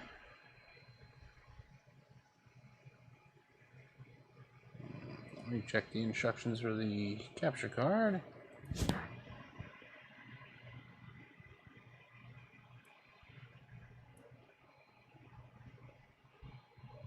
Okay.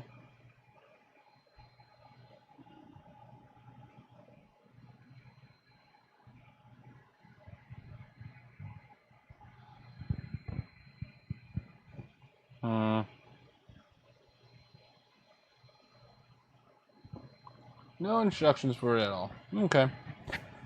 Well, we have about maybe 5 minutes or so left for this, and then I will figure out what to do as far as the HDMI is concerned on this, and then get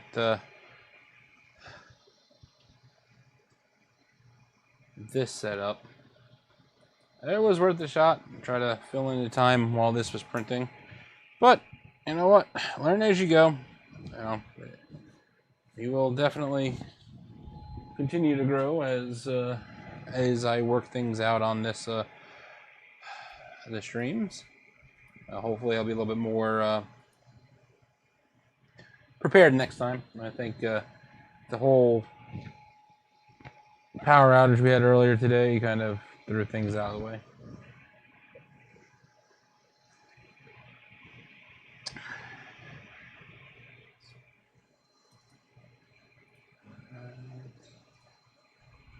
All right, I'll give that a few minutes.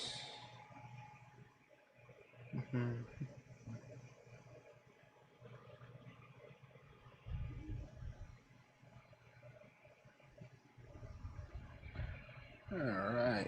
Well, we're at 92%. Looks like it's almost done.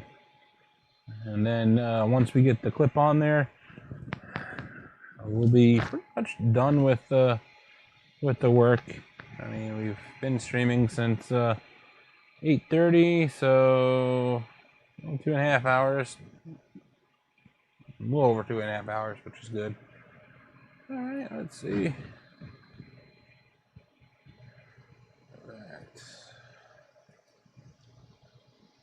All right.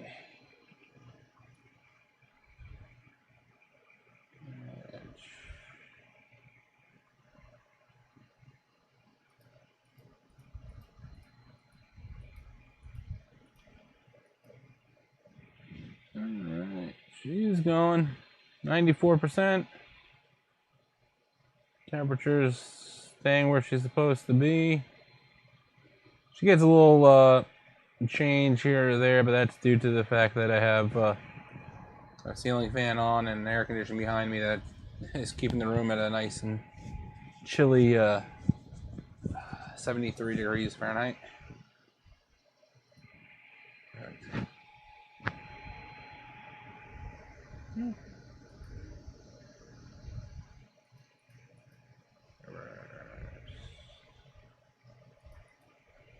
Yeah.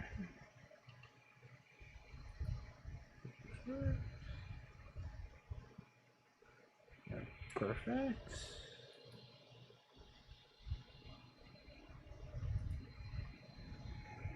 All right. She's getting there. A little bit more time to go. But if anybody's joining in late, basically what we're doing right now is running a small test print. We finally got the BL Touch installed and the firmware working. And basically we're printing 2 cable clips. That way I can clip the BL Touch wire that is currently dangling right now on the side to the ribbon cable. That way it protects the cable from getting damaged while the printer is in motion, and basically tidies it up a bit. But basically what we did was we took a CR-10S Pro, the first revision, and we removed the original stock sensor. This one here is a Creality M18 8DN sensor. Basically, I believe it's a capacitance sensor where it picks up the electromagnetic field or capacitance from the build plate. And on the original model, it was not accurate at all, unless you spent a lot of time tuning the actual probe and leveling the bed just right to get a proper first layer. So what I did was I bought the Creality BL Touch kit, which came with the BL Touch, a servo sensor wire, mounting hardware for the CR-10S series, and depending on if you needed, you can get the one that has the special interface so that you don't have to solder wires to the board for the original CR-10. But I got the one that was the second model, which didn't have that, so all we had to do was just print out a bracket to mount the CR-10 the probe to CR-10S, and then install the cable to the main board. Now, the problem is that the instructions that Creality gives you is a little bit backwards, to the point where they want you to connect it to the D11 pins, but the motherboard they give you is for the CR10, not the CR10S Pro. So you have to be careful of which pins you're using. That way you're not giving any incorrect voltage or whatnot. But in the meantime, I had to replace the original stock cable that came with the printer probe because it was too short.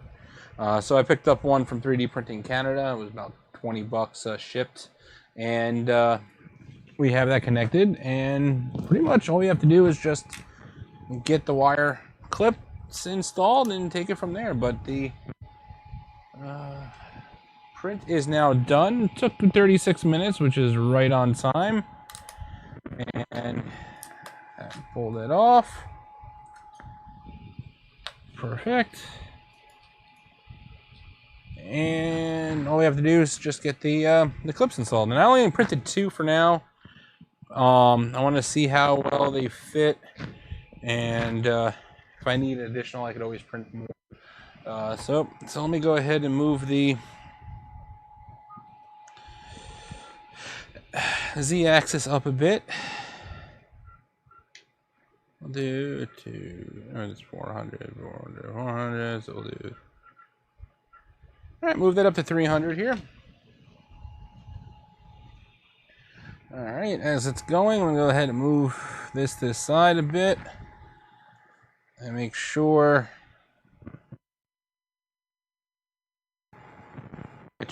it fits the cable perfectly. It's got a little edge clip that you clip the wire to.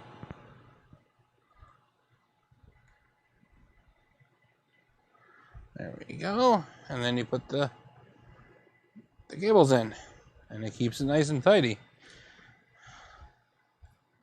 All right, move that up here.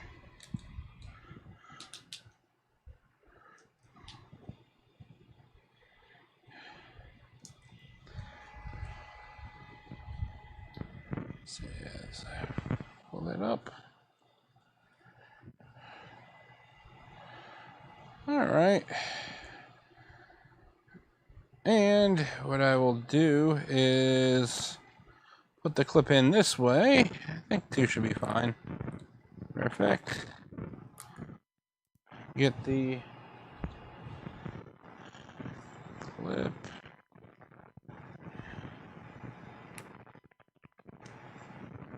In.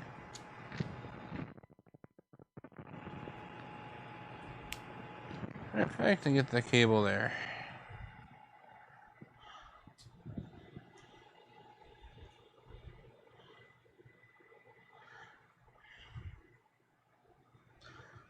Alright, I think that is pretty good. Let me move the flip the clip around so it runs the same side. So I think what I may wind up doing is printing just another clip that we just have 3. But I think that is good. Perfect. All right, there we go. And I think that was very productive. I think the last thing I'm going to need to do is I'm going to have to put the lithium grease onto the lead screws, because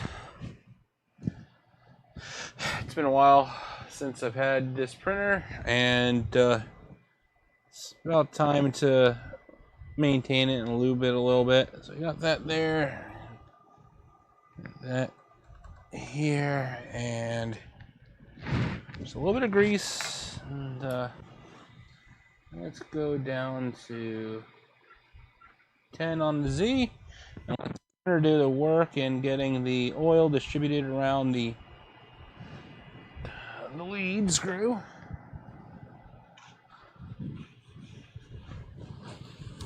Grab some paper towels just in case. You may need to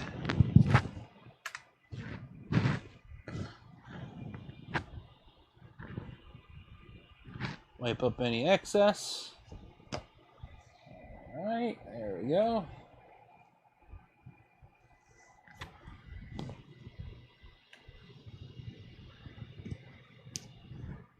Put this in my trash container there.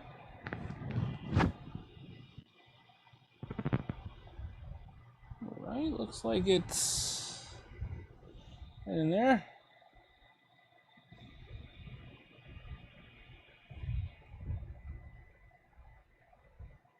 All right, basically getting that into the every nook and cranny. Should bring it down to, I think, 30, I think. Right? Nope, 10. Perfect. Get that all the way down to 10.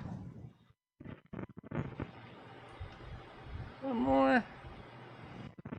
All right. So now I get the grease just a little more and just do a little bit on the top. Here. Remember, this is just standard white lithium grease. So now let's move the Z-axis up to 3. Yeah, we'll do 390. All right, so now we're just letting the axis move up. Perfect.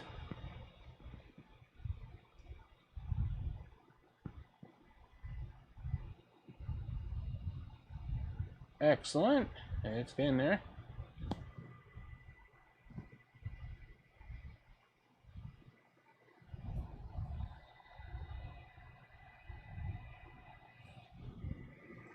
Just a little bit, it's all you need. It's not too much where it's slinging grease everywhere, which is good. It's not too little that it's not getting into the actual lead screw hitches. Perfect, that's what we're looking for. All right.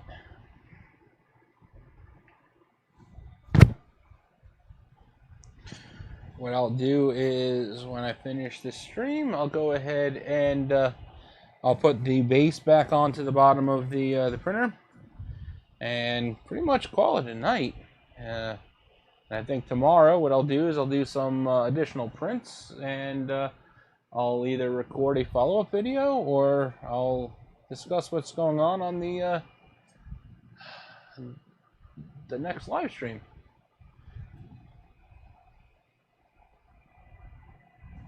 Perfect. We'll do one more now. Oh, there we go. So, yep, that's pretty much all that I have for you guys today. Alright, we've pretty much accomplished what the goal of the past 3 live streams were, is to get the BL Touch installed on this OG CR-10S Pro. It took a little bit of time to get that done, but we were able to get it done. And, I'm going to go ahead and I'm going to run some benchmarks. I want to see exactly the differences between the stock sensor and the new sensor here. If I have to adjust my techniques on how I print, that's all stuff I need to learn how to do. And pretty much take it from there. I mean, this particular printer by far is a great printer. For the price, can't be beat. I know the new CR-10S Pro version 2 has the built-in BL Touch and the updated firmware. They basically took a good printer, even better. I'm curious to see what the version 3 has to show when they do a new reiteration of this and see what they have to put in there. I think if they do a third version of this, I think the next logical step would be to either update the extruder housing on the side of the printer right over here, make it easier for the filament to get in and out of, where that's my biggest gripe, is that it's hard to get the filament in and out of the extruder with the filament sensor in the stock position. I had to move that out to the side. The only other option they could do is they would be able to go through and how should I say, maybe get this a direct drive, and pretty much eliminate the extruder over here and have it right on the X carriage. I mean, Creality, I believe, does have a direct drive kit. No, they don't have a direct drive kit. I know Microswitch has a direct drive kit that's for the Creality products, pretty much a drop-in replacement for it. I'd like to see a direct drive version. That way you're not using as much retraction when printing your prints. Because I know the retractions what kills your pneumatic fittings for your Bowden tubes. And I've already gone through probably about a dozen fittings this past year alone. I know they're relatively inexpensive, but the less wear and tear you have on the printer, the better, in my opinion. And by doing that, I think you'll have a rock solid printer at that point. But overall, I'm impressed with this printer. I want to do my tests and see how well this printer handles with the new Tiny Machines firmware that I have loaded on it, as well as the new BL Touch. I'll keep you guys informed on how it runs, and we'll definitely take it from there. Now, just before we go, I do have a little goal that I like to try to get accomplished by the end of September. We're looking to get 100 subscribers by the end of September. Right now we're at 19, so we have about 80 to go. If you like this video, please leave a like, hit that subscribe button and notifications to be notified of new videos when they come out. If you have any questions or comments, feel free to leave them in the comment section below. If you have any ideas of any types of videos you'd like me to do, I'm all ears for that. So in this particular case, again, I'd like to thank you guys for joining in, and thank you for joining, and have a great evening.